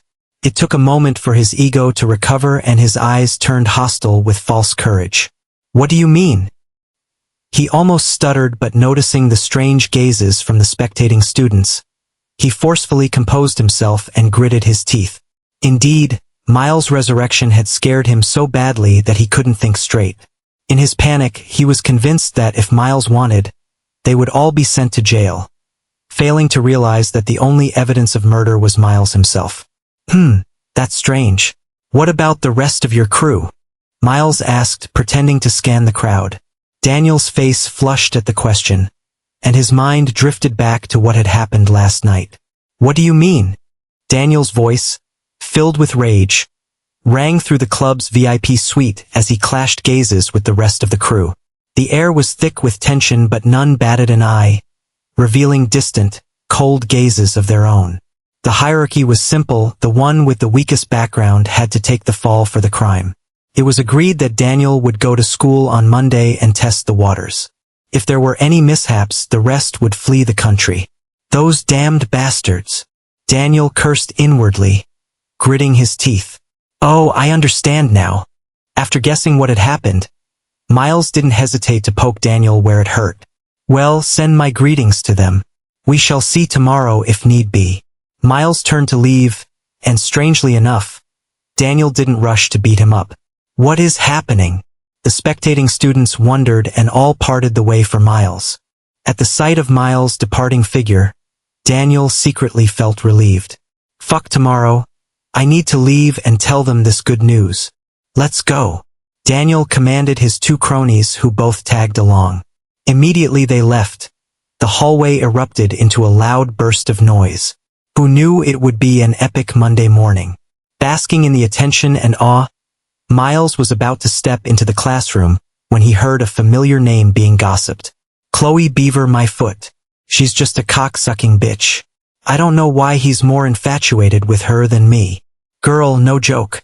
She acts like a goody two-shoes, always flaunting that brain of hers. If only I had bigger boobs. Miles stopped in his tracks to glance at the three girls gossiping while subconsciously pulling up the system's holographic screen, the infatuated gauge function to confirm. Chloe Beaver, 100%. So she's a student in this school? Although he wanted to tail the girls to their class, Lessons were going to start soon, so he memorized a detailed summary of their appearances and noted to ask Oliver or Simon who were in the other class. Upon entering the class, Miles saw that most of his classmates were present and too engrossed in their conversations to know what had happened in the hallway. A few glanced in direction before swiftly turning away. Unaware of the lingering gaze fixed on him, Miles smiled at Theo, who was seated in the middle of the front row, before heading to his own seat at the far right of the second row, next to the window. Not long after, the teacher arrived, and class began with math. The low murmur in the classroom faded into reluctant silence as Mr. Gabriel, a man in early 40s, walked in with a textbook and marker. "Morning, everyone." Sweeping the classroom with his gaze, he blinked when he saw Miles sitting attentively behind his desk. "So it's true." There was a rumor circulating through staff that 2 liters of blood belonging to a single person had been found in the swim locker room, but the said person was strangely alive and well. An expensive prank? No way. But strangely, the police had closed the case. "Morning, sir." The class echoed a half-hearted response. "All right, today we'll be dealing with quadratic functions." A collective yawn spread through the class the instant they heard it. It was clear it would be a long, boring, torturous 40 minutes.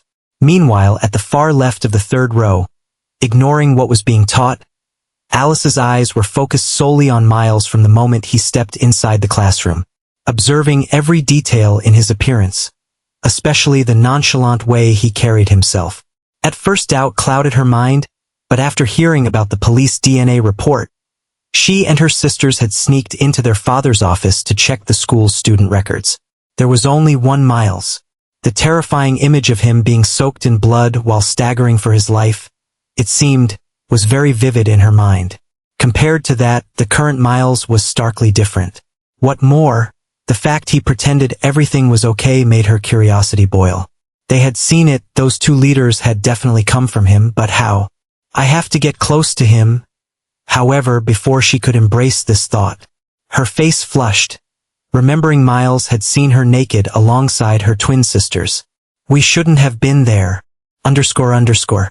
Alice Hayes infatuation, 50%. Carolina Armin infatuation, 90%. Ha! Miles was trying to formulate a plan on how to approach Brittany, who was sitting next to him, when the system flashed him 2 new notifications. "Alice Hayes?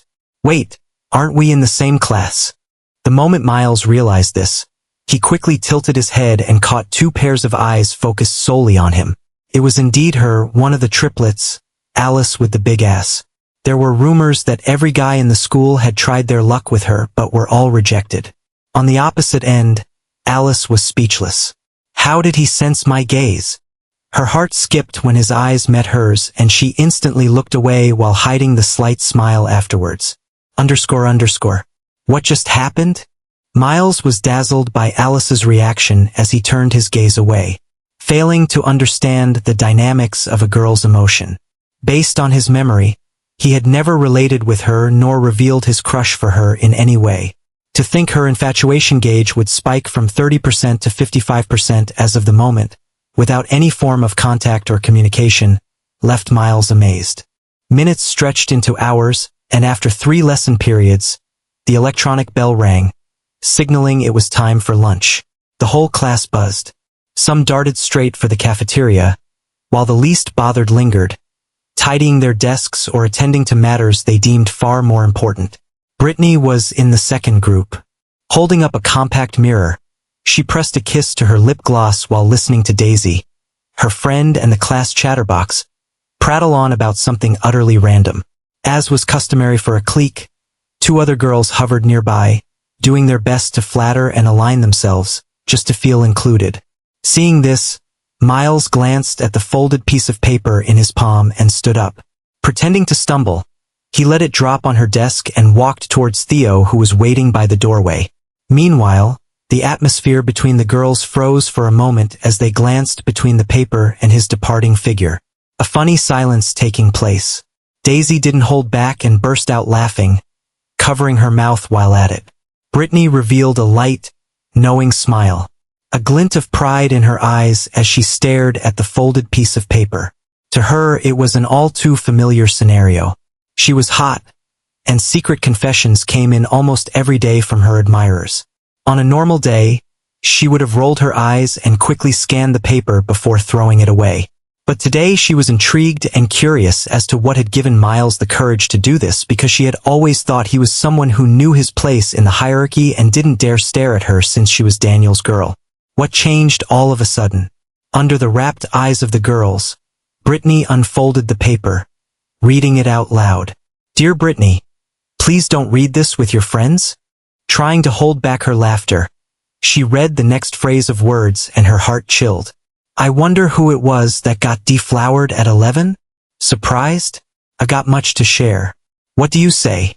It wasn't Brittany who read out the latter part, but Daisy, who couldn't believe what she had read. Without a word, Brittany quickly squeezed the piece of paper, her heart beating rapidly. This was a secret she held onto dearly, and to think that Miles knew? Brittany realized what had happened and her eyes gleamed with rage. "Daniel!" On their way to the cafeteria, Theo noticed the consistent glance the other students cast in their direction and nudged Miles nervously, whispering as he shifted closer. "Did you offend anyone?" "No," Miles denied with a shrug. "Then what's with the whispers and glance like we got shit stuck to our faces?" Theo cursed under his breath, eyes lowering as the cafeteria doors slid open, presenting a scene of total chaos and rowdy atmosphere. Not even the market atmosphere was this noisy. Looking around, Miles saw that the cafeteria was roughly the size of 4 basketball courts altogether, with long tables and benches spread across it. A long queue of students streamed the serving counter, which stretched to 2 opposite sides. While it was exceedingly crowded, Miles suddenly spotted Oliver and Simon, who were almost done serving their plates, and nudged Theo with his shoulder. "Let's go." As expected. While picking up a tray, Miles suddenly noticed the unseen order that existed in the chaos. The outer part of the cafeteria was mostly populated with freshmen. Towards the center were the sophomores, while junior and seniors carried themselves with distinction. They didn't banter loudly but conversed frequently within groups, often laughing out loud but nothing to make them look childish. Even more surprising, the opposite end of the cafeteria was totally in order. The seniors, those in their late teens and considered the biggest boys and girls in the whole school. Truly the biggest, they openly flirt without giving a fuck. Is Josephine not coming to the cafeteria? Just as he was trying to find clues of his sister's whereabouts, Theo's voice forced him to retrieve his gaze. "What are you looking at? Can't you see you're the next in line?" "Chill, Theo. There's no need to be wary, or haven't you noticed that Daniel didn't attend class?" At his words, Theo revealed a look of "oh," feeling embarrassed that he had freaked out to his own imagination. Finished dishing his tray to the maximum capacity, Miles patted him softly. "Don't think much about it. ___." On one of the excluded tables particularly meant for nerds and loners alike, Simon and Oliver waved at them, while seemingly impatient about something they had discussed. Here, sit." Simon hurriedly pointed at the space opposite them when Miles got close. Beside them, Theo raised his brows when he noticed the gleeful smile on the duo's face and asked, "What's with the cheeky smile?" However, the duo swiftly dismissed him, muffling their voices to hushed whispers. "We heard you confronted Daniel this morning, and you're the reason he left school. Is it true?" Seeing the eager excitement on their faces, Miles smirked and gave a casual shrug. "I guess." Theo was about to ask if the two were okay but suddenly froze in disbelief, thinking that it suddenly made sense. How come that they were the only class unaware of what happened? "Geez bro, tell us what happened?" Oliver's voice was literally drooling with curiosity when he said it, internally struggling to control the rush of adrenaline. Simon and Theo too. Compared to Miles losing his virginity, this was more important. "Well," Miles pinched his nose awkwardly under the expectant gaze of the three before laying down ground details of how it happened. He kinda had it coming from the start. You should have seen the terrified look on his face. After listening to Miles' narration, the boys were in a trance, replaying the scene over and over again with a sense of gratification. "Damn bro," Simon grinned and initiated a handshake. Theo and Oliver did the same. Today it was just Daniel. Make sure you guys stay out of sight tomorrow because the whole crew is going to come for me. Miles cautioned the nerds who were starting to feel like gangsters. Deal. So tell us about how you lost it. The atmosphere became silent as they watched Miles sip a milkshake before describing a cooked-up experience of how he managed to fuck 3 girls at the estate swim pool because they had seen his little brother by mistake. Of course, he wasn't going to reveal that he fucked ladies more than twice his age. Okay, my turn. Do you guys happen to know any Chloe Beaver? The moment he said this, both Simon and Oliver froze, exchanging a glance before letting out a mocking laugh. Chloe Beaver? You've got to be kidding me. Yeah, Miles? I think you need to hold off your horses here. Huh? Why? Miles was puzzled. In case you haven't heard this before. Oliver lowered his voice. There's a rumor she has the biggest boobs in the whole school, although she tries to hide it every day. In case you didn't know, her brother is Billy, a senior and also the gridiron team captain. Oh. Miles showed an enlightened look as a figure appeared in his memory. This is risky. But how come a girl like that is infatuated with me to the point I could try to have sex with her and she wouldn't deny me? Is she in the cafeteria by any chance? Miles asked out of curiosity. Look over there at the far end left corner. The girl in the green cardigan next to the intimidating gym bro. Simon lowered his head as he spoke, not daring to let his gaze drift in that direction. Rolling his eyes at his friend's exaggeration, Miles glanced the way he indicated and almost felt his soul leave his body at the sight of the girl. Is this the crushing feeling when you find your soul mate? Coming through.